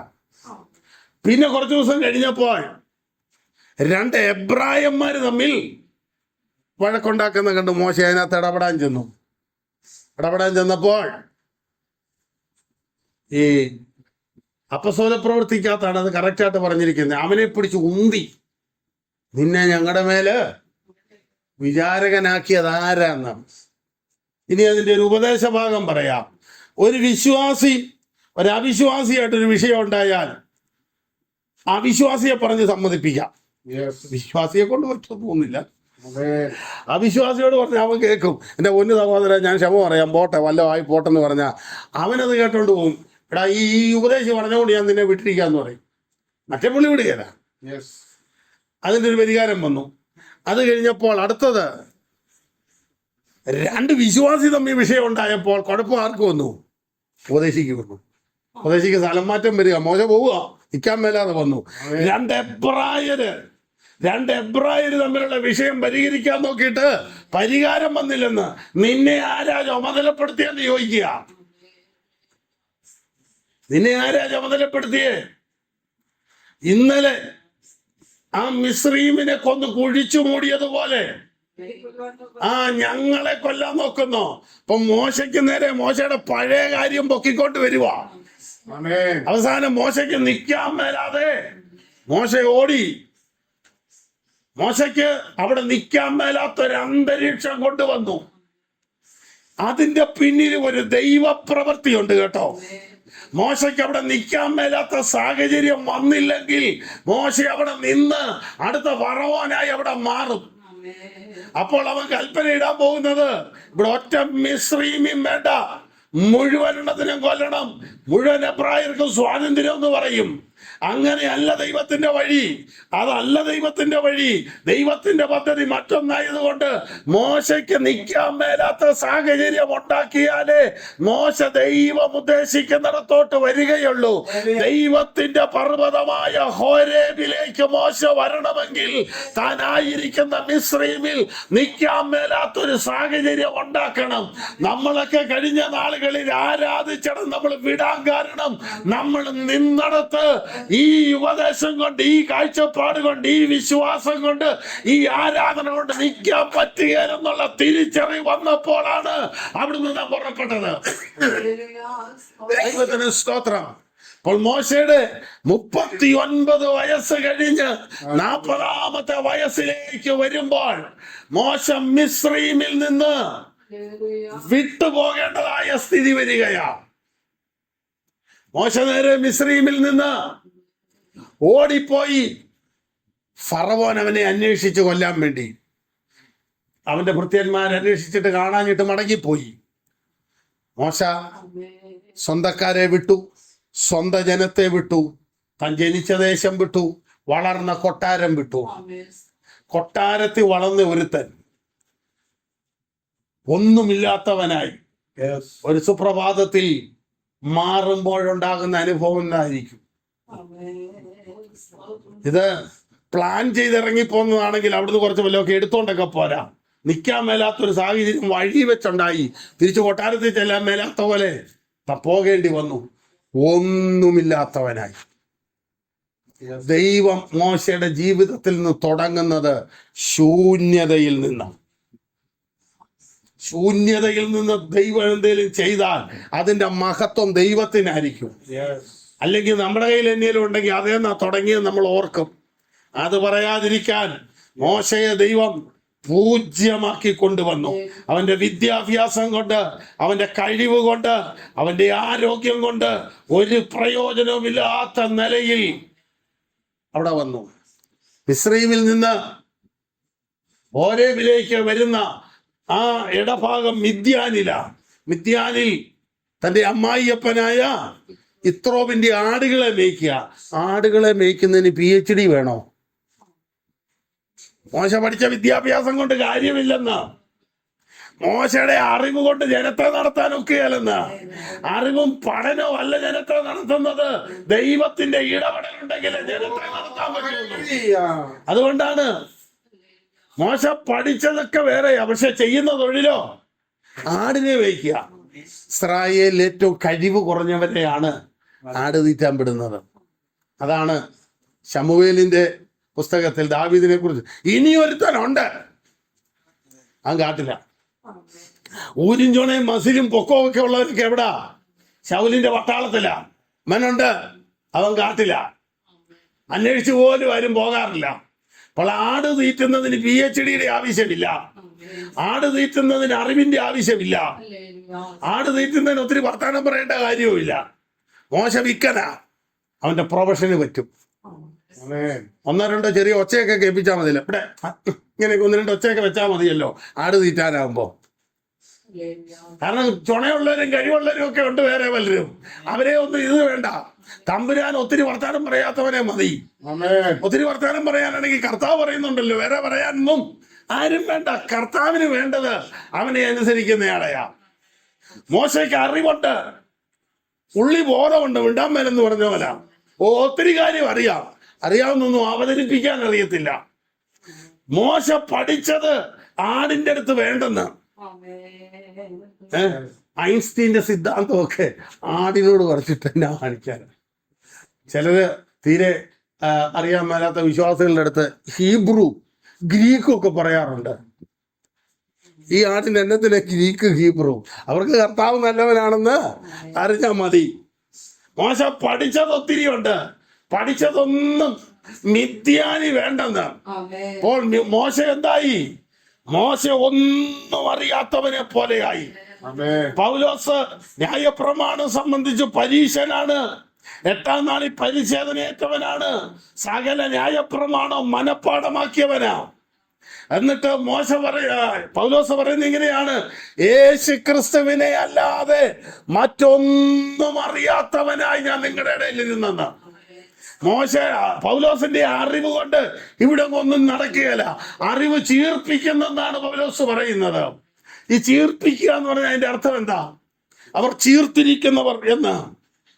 അതിന്റെ ശരിയായ മലയാള പദം ഇതാണ്.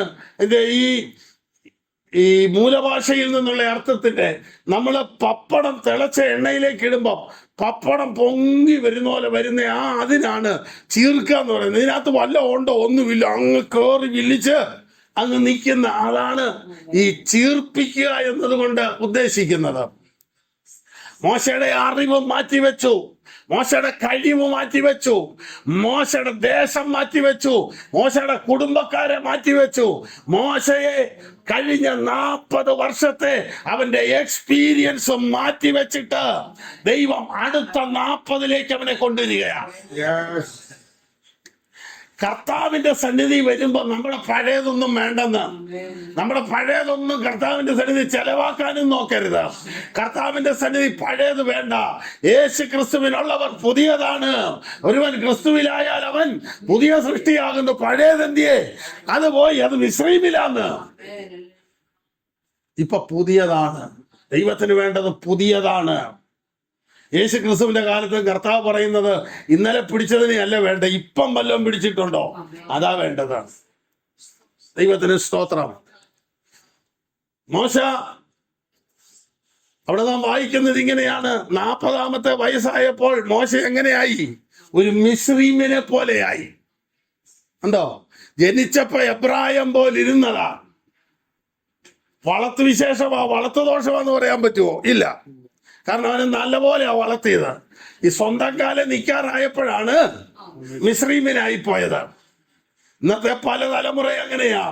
ബാലോപദേശത്തിലും ബാലശിക്ഷയിലും പത്യോപദേശത്തിലും ഒക്കെ വളർത്തിക്കൊണ്ട് വരും. പക്ഷെ വളർന്നു വലുതായി കഴിയുമ്പോഴത്തേക്കും ലോകമാകുന്ന മിശ്രയും കാണുമ്പോൾ അവിടുത്തെ ഒന്നായി തീരാൻ ആഗ്രഹിക്കുക. ഇപ്പോൾ ദൈവത്തിന്റെ പദ്ധതിയുള്ളവനെ കണ്ടാൽ എങ്ങനെയിരിക്കും? മിശ്രീമ്യം പോലെ ഇരിക്കും. ദൈവത്തിന് സ്തോത്രം. നമുക്കൊരു വേദഭാഗം കൂടെ അതിനകത്തുനിന്ന് വായിക്കാമല്ലോ. പുറപ്പാട് പുസ്തകം 2-ാം അധ്യായത്തിലേക്ക് വരാം. നമ്മൾ കാണുന്നത് 11-ാം വാക്യത്തിൽ മോശ മുതിർന്ന ശേഷം, അപ്പോൾ മോശ ചെറുതായിരുന്നപ്പോൾ കൊട്ടാരത്തിലാണ്, മുതിർന്ന ശേഷം സഹോദരന്മാരുടെ അടുക്കലേക്ക് പോകുവാൻ വന്നു. എന്നാൽ 15 മുതലുള്ള വാക്യങ്ങൾ ഒന്ന് നോക്കാം. ഫറവോൻ ഈ കാര്യം കേട്ടാറെ മോശയെ കൊല്ലുവാൻ അന്വേഷിച്ചു. മോശ ഫറവോന്റെ സന്നിധിയിൽ നിന്ന് ഓടിപ്പോയി വിദ്യാദേശത്ത് ചെന്ന് പറഞ്ഞു. അവനൊരു കിണറ്റിനരികെ ഇരുന്നു. അവനൊരു കിണറ്റിനരികെ ഇരുന്നു. മിദ്യാനിലെ പുരോഹിതന് 7 പുത്രിമാർ ഉണ്ടായിരുന്നു. മിദ്യാനിലെ പുരോഹിതന് 7 പുത്രിമാർ ഉണ്ടായിരുന്നു. നിങ്ങൾ മനസ്സിലാക്കണം, ദൈവത്തിന്റെ ദാസനായ യാക്കോബും തന്റെ ഭാര്യയെ കണ്ടുമുട്ടുന്നത് ഇതുപോലൊരു ഉറവുങ്കൽ വെച്ച, ഇസഹാക്കിന് ഉള്ള ഭാര്യയെ കണ്ടുമുട്ടുന്നത് ഉറവുങ്കൽ വെച്ച. അപ്പോൾ കിണറിനോടുള്ള ബന്ധത്തിൽ ഒത്തിരി ആത്മീയ യാഥാർത്ഥ്യങ്ങളുണ്ട്. കിണർ ശുദ്ധീകരണത്തെ കാണിക്കുകയാണ്. ദൈവത്തിന് സ്തോത്രം. അപ്പോൾ മോശ ഒരു ഉറവുങ്കൽ ചെന്നിരുന്നു. മിദ്യാനിലെ പുരോഹിതന് 7 പുത്രിമാരുണ്ടായിരുന്നു. അവർ വന്ന് അപ്പന്റെ ആടുകൾക്ക് കുടിപ്പാൻ വെള്ളം കോരി തൊട്ടികൾ നിറച്ചു. അവർ അപ്പന്റെ ആടുകൾക്ക് കുടിപ്പാൻ വെള്ളം കോരി തൊട്ടികളിൽ നിറച്ചു. എന്നാൽ ഇടയന്മാർ വന്ന് അവരെ ആട്ടിക്കളഞ്ഞു. ഇടയന്മാർ വന്നവയെ ആട്ടിക്കളഞ്ഞു. ഇതെങ്ങനെയാന്ന് ചോദിച്ചാൽ, മിസ്രൈമിൽ ഉറവ ഇസ്രായേലിലേക്ക് ആടുകളെ തീറ്റുന്ന ഇടയന്മാർ, അവര് ആടുകളെ തീറ്റാൻ കൊണ്ടുവന്നിട്ട് ഉറവയുടെ മുമ്പിലുള്ള കല്ല് മാറ്റിയിട്ട് വെള്ളം കോരി കൊടുത്ത് ആടുകളെല്ലാം കുടിച്ച ശേഷം ഈ ഉറവയുടെ വാതിൽ അടച്ചു വെക്കും. പിന്നെ അതുപോലൊരു കൂട്ടം വന്നെങ്കിലേ തുറക്കാൻ പറ്റുള്ളൂ. അതുകൊണ്ട് ഈ പെമ്പിള്ളാർ ആടുകളെ നോക്കുന്നവര് എന്ത് ചെയ്യുമെന്ന് ചോദിച്ചാൽ, ഈ ആണുങ്ങൾ ഇടയന്മാര് ആടുമായിട്ട് വരുന്ന സമയം നോക്കി നിന്നാണ് അവര് ഈ ആടുകളുമായിട്ട് വരുന്നത്. അതാകുമ്പോൾ തുറക്കുന്ന കാര്യത്തിൽ ബുദ്ധിമുട്ട് വരികയില്ല. അങ്ങനെ വന്നപ്പോഴാണ്, അതുപോലൊരു സമയം നോക്കി വന്നപ്പം ഈ മിദ്യാനിലെ പുരോഹിതന് 7 പെമ്പിള്ളാരുടെ ആടുകളെ മുഴുവൻ വെള്ളം കുടിപ്പിക്കുന്നിടം വരെ നിൽക്കാൻ ഇവരെ കൊണ്ട് പറ്റിയാലാഞ്ഞിട്ട് ആ തൊട്ടിയും വെള്ളവും മറിച്ച് കളഞ്ഞേച്ച് അവര് പോയി. മോശ വിഷയം കണ്ട ഇടപെടും. മോശയുടെ സ്വഭാവം അതാ. അത് മിസ്രൈമിലാണേലും എബ്രായ ചെന്നാലും മോശ കയറി ആ കേസും പിടിക്കുകയാണ്. വല്ലോ കാര്യമുള്ളതാണോ?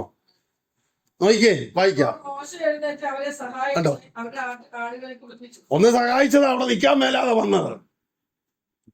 മിസ്രൈമിൽ ഒരു സഹായം ചെയ്തതിന്റെ നിൽക്കാൻ മേലാതെ ഓടി ഇവിടെ വന്നിരിക്കുക. എന്നിട്ടും ഈ വിളിയുള്ളവൻ എന്നാ കണ്ടാലും ബുദ്ധിമുട്ടാണ്, വലിയ ശ്വാസം മുട്ടല, ഇടപെട്ടു പോകും. ഒരു കാര്യത്തിൽ ഇടപെടുകയെന്ന് തീരുമാനിച്ചു വന്ന അന്ന് തന്നെ ഏതെങ്കിലും കാര്യത്തിൽ കയറി ഇടപെടും. എൻ്റെ ഒരു സാക്ഷ്യം കൂടിയാണ് കേട്ടോ. ഞാന് കോട്ടയത്തു നിന്ന് ഇങ്ങോട്ട് പോരുമ്പോൾ ഞാൻ ദൈവസേനയിൽ പറഞ്ഞു, യാതൊരു കാര്യത്തിലും അപ്പസ്തോലന്മാർ പറഞ്ഞ ഞങ്ങൾ പ്രാർത്ഥനയിലും വചന ശുശ്രൂഷയിലും ഉറ്റിരിക്കും, ഇതല്ലാതെ വേറെ ഒരു കാര്യത്തിനും പോകുകയില്ലെന്ന് പറഞ്ഞ് അവിടെ നിന്ന് പോകുന്നതാ. പണ്ടത്തേന്റെ പിന്നത്തെയായി. മോശ പഠിച്ചില്ല. ഈ നാടും വീടും എല്ലാം വിട്ട് വട്ടപൂജ്യമായതിന്റെ പിന്നിലെ കാരണം മോശയുടെ ഇടപെടല.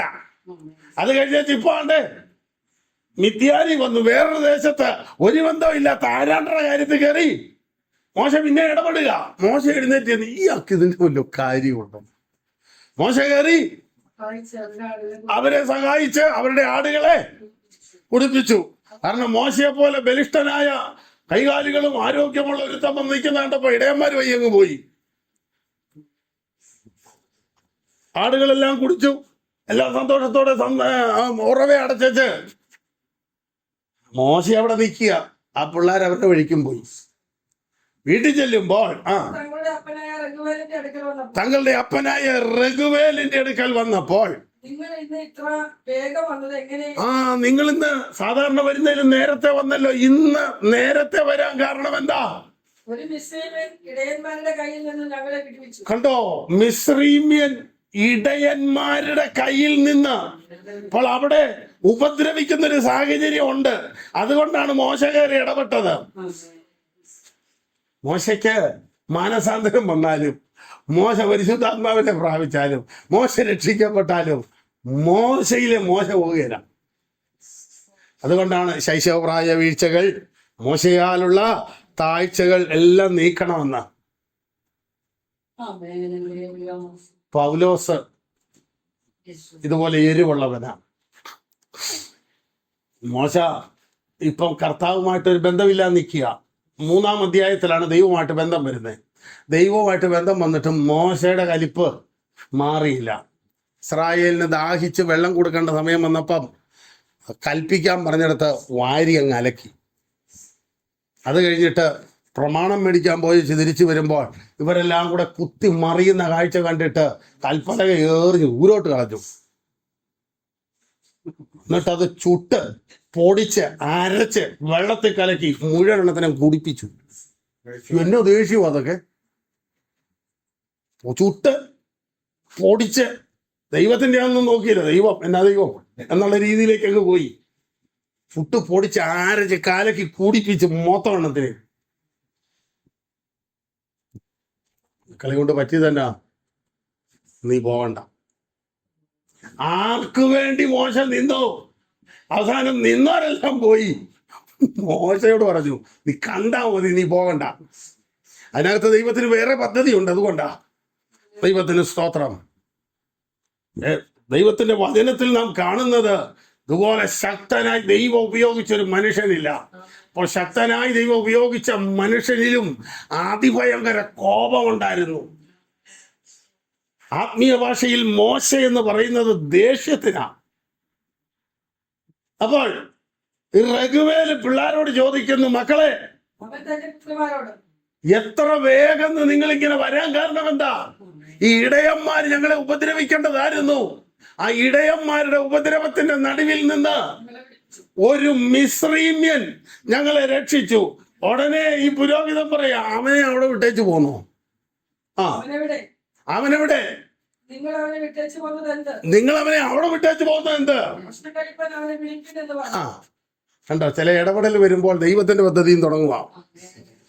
ഉടനെ അവനെ ഭക്ഷണം കഴിക്കാൻ നിങ്ങൾ ക്ഷണിക്കാഞ്ഞത് ഈ എന്ത്? ആ, മോശയോട് ചോദിച്ചു, നീ എവിടുന്ന് വരിക? നിൽക്കാൻ മേല വരിക. നീ എങ്ങോട്ടാ? അതറിയത്തില്ല. എന്നാ വിദ്യാഭ്യാസമുണ്ട്? ഒത്തിരി വിദ്യാഭ്യാസമുണ്ട്. അതിന് പറ്റി ഒരു തൊഴിലും തരാൻ ഇവിടെ ഇല്ല. പിന്നെ വന്നിട്ടും പോയിട്ടും ഞങ്ങളുടെ പെമ്പിള്ളേർ സുരക്ഷിതനാകാൻ വേണ്ടി അവർ ചെയ്യുന്ന ജോലി നിന്നെ ഏൽപ്പിക്കാകുമ്പോൾ ഞങ്ങളുടെ കൊച്ചുകൾ രക്ഷപ്പെട്ടോളൂല്ലോ.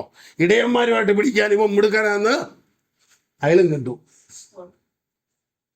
അപ്പോൾ ആ ജോലിയിലേക്ക് വരിക. ഒരു ദിവസത്തേക്കല്ല, വർഷം 40 ആടിന്റെ പുറകെ നടന്നത്. ദൈവം അടുത്ത 40ലേക്ക് മോശയെ കൊണ്ടുവരുന്നതിന് മോശ സഹായിച്ചവരും മോശയെ വിട്ടുപോയി കേട്ടോ. വെള്ളം കൊടുത്തിട്ട് ആ വെള്ളവും കുടിച്ചേച്ച് ആടും പോയി. ആടിനെ കൊണ്ട് വന്നവരും പോയി. മിസ്രീമിനെ അടിച്ചു കൊന്ന് എബ്രായനെ രക്ഷിച്ചു. എബ്രായനും പോയി. എബ്രായരെല്ലാം കൂടി ഇപ്പൊ മോശയെ തള്ളിക്കളഞ്ഞ് മോശയെ പോകേണ്ടി വന്നു. സഹായിച്ചവരെല്ലാം മോശയെ വിട്ടുപോയി. മോശയ്ക്ക് അങ്ങനെ ഒരു രാജയോഗമുണ്ട്. മോശ ആരെ സഹായിച്ചിട്ടുണ്ടോ അവിടുന്ന് എല്ലാം മോശയ്ക്ക് നിൽക്കാൻ മേലാത്ത സ്ഥിതി വന്നിട്ടുണ്ട്. ഒടുവിൽ മോശ ഓടി വന്നത് വിദ്യാലയ പുരോഹിതനായ രഘുവേലിന്റെ വീട്ടിൽ. മോശയോട് ചോദിക്കുന്നു, നിനക്ക് ഇവിടെ നിൽക്കാൻ താല്പര്യമാണോ? മോശ അവിടെ താമസിക്കാൻ സമ്മതിച്ചു. മോശ രാവിലെ എഴുന്നേൽക്കും, ആടുകളുമായി പോവുകയാണ്. മോശയെ ആടിന്റെ പുറകെ 40 വർഷം നടത്തി ആടുകളെ പോലെ ഒരു മൗനമുള്ള സ്വഭാവത്തിലേക്ക് അവനെ കൊണ്ടുവന്ന ശേഷമാണ് ദൈവം അവനെ ഉപയോഗിക്കുന്നത്. കർത്താവ് ശക്തമായി ഉപയോഗിച്ചവരൊക്കെ ആടിന്റെ പുറകെ നടന്നവരാ. ദാവീദ് ഇസ്രായേലിലെ യോസഫിന്റെ സഹോദരന്മാരല്ല, കർത്താവ് തിരഞ്ഞെടുത്തവരെല്ലാം ആടിന്റെ പുറകെ നടന്ന് ആടിനെ മെരുക്കുക എന്ന് പറയുന്നത് അത്ര ചെറിയ കാര്യമല്ല. ഒരെണ്ണത്തിനെ ഇങ്ങോട്ട് കൊണ്ടുവരുമ്പോഴായിരിക്കും മറ്റേത് അപ്പുറത്തെ വേലിയാടി അതിലേ പോകുന്നത്. അന്നേരമായിരിക്കും ഒന്ന് കുരുങ്ങിക്കിടന്ന് നിലവിളിക്കുന്നത്. അതിൻ്റെ അടുത്ത് പോയേച്ച് വരുമ്പോഴാണ് മുട്ടനാട് പുറകിൽ നിന്ന് ഇടിക്കുന്നത്. ഒരുപാട് പ്രയോഗമുണ്ട്. ആടുകൾ തമ്മിലിടിക്കുമ്പോൾ ഇടയൻ അതിന്റെ നടുക്ക് കയറും. ആട് തമ്മിലിടിക്കാൻ സമ്മതിക്കല. ഇങ്ങനെ നടുക്ക് കയറി നിൽക്കുന്ന ഇടയനിട്ട് മുറ്റായ ആട് പുറകിൽ നിടിക്കും. ആ ഇടി ഇടയൻ വരവ് വെക്കും. പക്ഷെ ആട് തമ്മിലിടിക്കുമ്പോൾ ഇടയൻ ഇടപെടും. ഇങ്ങനെ പല പ്രാവശ്യമായി ആടുമായിട്ട് നടന്ന് ആടിനെ പോലെ സൗമ്യതയിലേക്ക് അവനെ കൊണ്ടുവന്നു. ഇത്ര ദേഷ്യമുള്ള, ഇത്രയ്ക്ക് കാലിപ്പുള്ള മോശയെ നോക്കിയിട്ട് കർത്താവ് പറഞ്ഞു, എന്റെ ദാസനെ പോലെ സൗമ്യനായിരുന്നു. അവൻ ഭൂലോകത്തൊക്കെയോ അതിസൗമ്യനാ. മിരിയാമിനോട് പറയുന്നു, നിന്റെ ആങ്ങളെയൊക്കെ ആയിരിക്കും, പക്ഷേ അവൻ എന്റെ ദാസനാ. അങ്ങനെ ഇരിക്കെ അവനെ നീ ശങ്കിക്കാഞ്ഞതെന്ത്? നമ്മൾ മനുഷ്യൻ നോക്കുന്ന പുറമേയാ, പക്ഷെ ദൈവം നോക്കുന്ന അകമേയാ. കോട്ടയത്ത് ഞാൻ ഇരുന്ന സഭയിൽ ഒരു അച്ചായനുണ്ടായിരുന്നു. ഭയങ്കര വഴക്കാ മനുഷ്യൻ. ആര് എന്നാലും വഴക്കാ. പക്ഷെ അയാൾ മേൽക്കുമേൽ അഭിവൃദ്ധി പ്രാപിച്ചു പോകുന്നതല്ലാതെ താഴോട്ടൊന്നും വരുന്നില്ല. ഞാൻ ഉൾപ്പെടെയുള്ളവർ ഓർത്തുണ്ട്, ഇയാൾക്കൊന്നും വരുന്നില്ലല്ലോ എന്ന്. എന്നേലൊന്നും വന്നായിരുന്നെങ്കിൽ കണ്ടോ അച്ഛാ താഴാഞ്ഞിട്ട് അച്ഛാന്ന് പറയായിരുന്നു. അതിനും ഒന്നും വരുന്നില്ലെന്ന്. മക്കളെല്ലാം UK അവിടെ ഇവിടെ ഇല്ല, ഒരു കുഴപ്പമില്ല. പിന്നെ ഞാൻ ഇയാളെ കുറിച്ച് അന്വേഷിച്ചു. ഈ പകല് കിടന്ന് വല്ലതൊക്കെ പറഞ്ഞാൽ രാത്രി ദൈവത്തിന് നെടുമ്പാടങ്ങ് വീഴുക.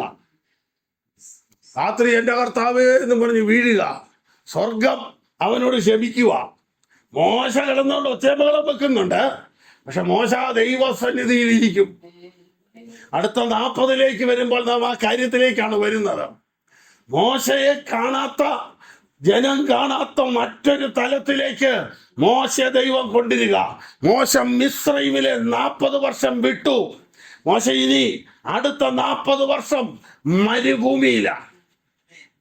മരുഭൂമിയിൽ അമ്മായിയപ്പന്റെ ആടുകളുമായി നടക്കുക എന്ന് പറഞ്ഞാൽ താൻ പഠിച്ചതും താൻ അറിഞ്ഞതും തൻ്റെ സാധ്യതകളും 5 പൈസ എടുക്കാനില്ലാതെ ഒന്നുമില്ലാത്തവനെ പോലെ വെയിലും കൊണ്ട് ആടുകളുടെ പുറകെ നടക്കുക. അമ്മായിയപ്പനോട് കൂലി മേടിക്കാൻ പറ്റുമോ? ഒന്നുമില്ലാത്തവനായി, 1 രൂപ കയ്യിലില്ലാത്തവനായി ഇങ്ങനെ നടക്കുക. ആ നടപ്പ് 39 വർഷം നടന്നു. 40ാമത്തെ വർഷമായപ്പോൾ അവൻ അതുവരെ കാണാത്തൊരു വെളിപ്പാട് കാണുകയാ. ദൈവത്തിന് സ്തോത്രം. സ്വർഗം നിന്നോട് ഇടപെടേണ്ട സമയമാകുമ്പോൾ നീ ഇതുവരെ കാണാത്ത ഒന്ന് കാണുവാൻ ദൈവം നിന്റെ കണ്ണുകളെ ബലപ്പെടുത്തും. ഈ പകൽ കർത്താവിന്റെ കരത്തിൽ നമ്മെ ഒന്ന് ഏൽപ്പിച്ചു കൊടുക്കാം. നമ്മുടെ കണ്ണുകളെ ദൈവസന്നിധിയിൽ അടയ്ക്കാം. പ്രാർത്ഥനയ്ക്കായി നമുക്ക് കർത്താവിന്റെ കരങ്ങളിലേക്ക് നമ്മെ ഒന്ന് ഏൽപ്പിച്ചു കൊടുക്കാം. മോശയുടെ ജീവിതത്തിൽ അവന്റെ ജനനത്തുങ്കൽ അവനോട് പോരാടിയ വിഷയങ്ങളുടെ നടുവിൽ നിന്നെല്ലാം ദൈവം അവനെ വിടുവിച്ച് കൊണ്ടുവന്നു. മോശ ജനത്തെ വിടുവിക്കാൻ നോക്കുന്ന തലമല്ലായിരുന്നു ദൈവം മോശയെ കുറിച്ച് ആഗ്രഹിച്ചത്. അതുകൊണ്ട് ബുദ്ധിയുടെ പ്രമാണത്തിലും ശാരീരികമായ ആരോഗ്യവും വെച്ച് മോശ ആളുകളെ വിടുവിക്കാൻ നോക്കിയപ്പോൾ അവനായിരുന്ന മേഖല വിട്ടുപോകേണ്ടി വന്നു. ദൈവം അവന് വേണ്ടി ഒരു മരുഭൂമിയുടെ അനുഭവത്തിലേക്ക് അവനെ കൊണ്ടുപോവുകയാ. ദൈവം തിരഞ്ഞെടുക്കുന്ന തന്റെ ഭക്തന്മാർക്കും ദൈവത്തിന്റെ ദാസന്മാർക്കെല്ലാം ഒരു മരുഭൂമിയുടെ അനുഭവമുണ്ട്. ദൈവം ആരംഭിക്കുമ്പോൾ മരുഭൂമിയിൽ നിന്നാണ് തുടങ്ങുന്നത്. നമ്മുടെ കണ്ണുകളെ ദൈവസന്നിധിയിൽ അടയ്ക്കാം. പ്രാർത്ഥനയ്ക്കായി നമ്മുടെ തലകളെ വണക്കാം.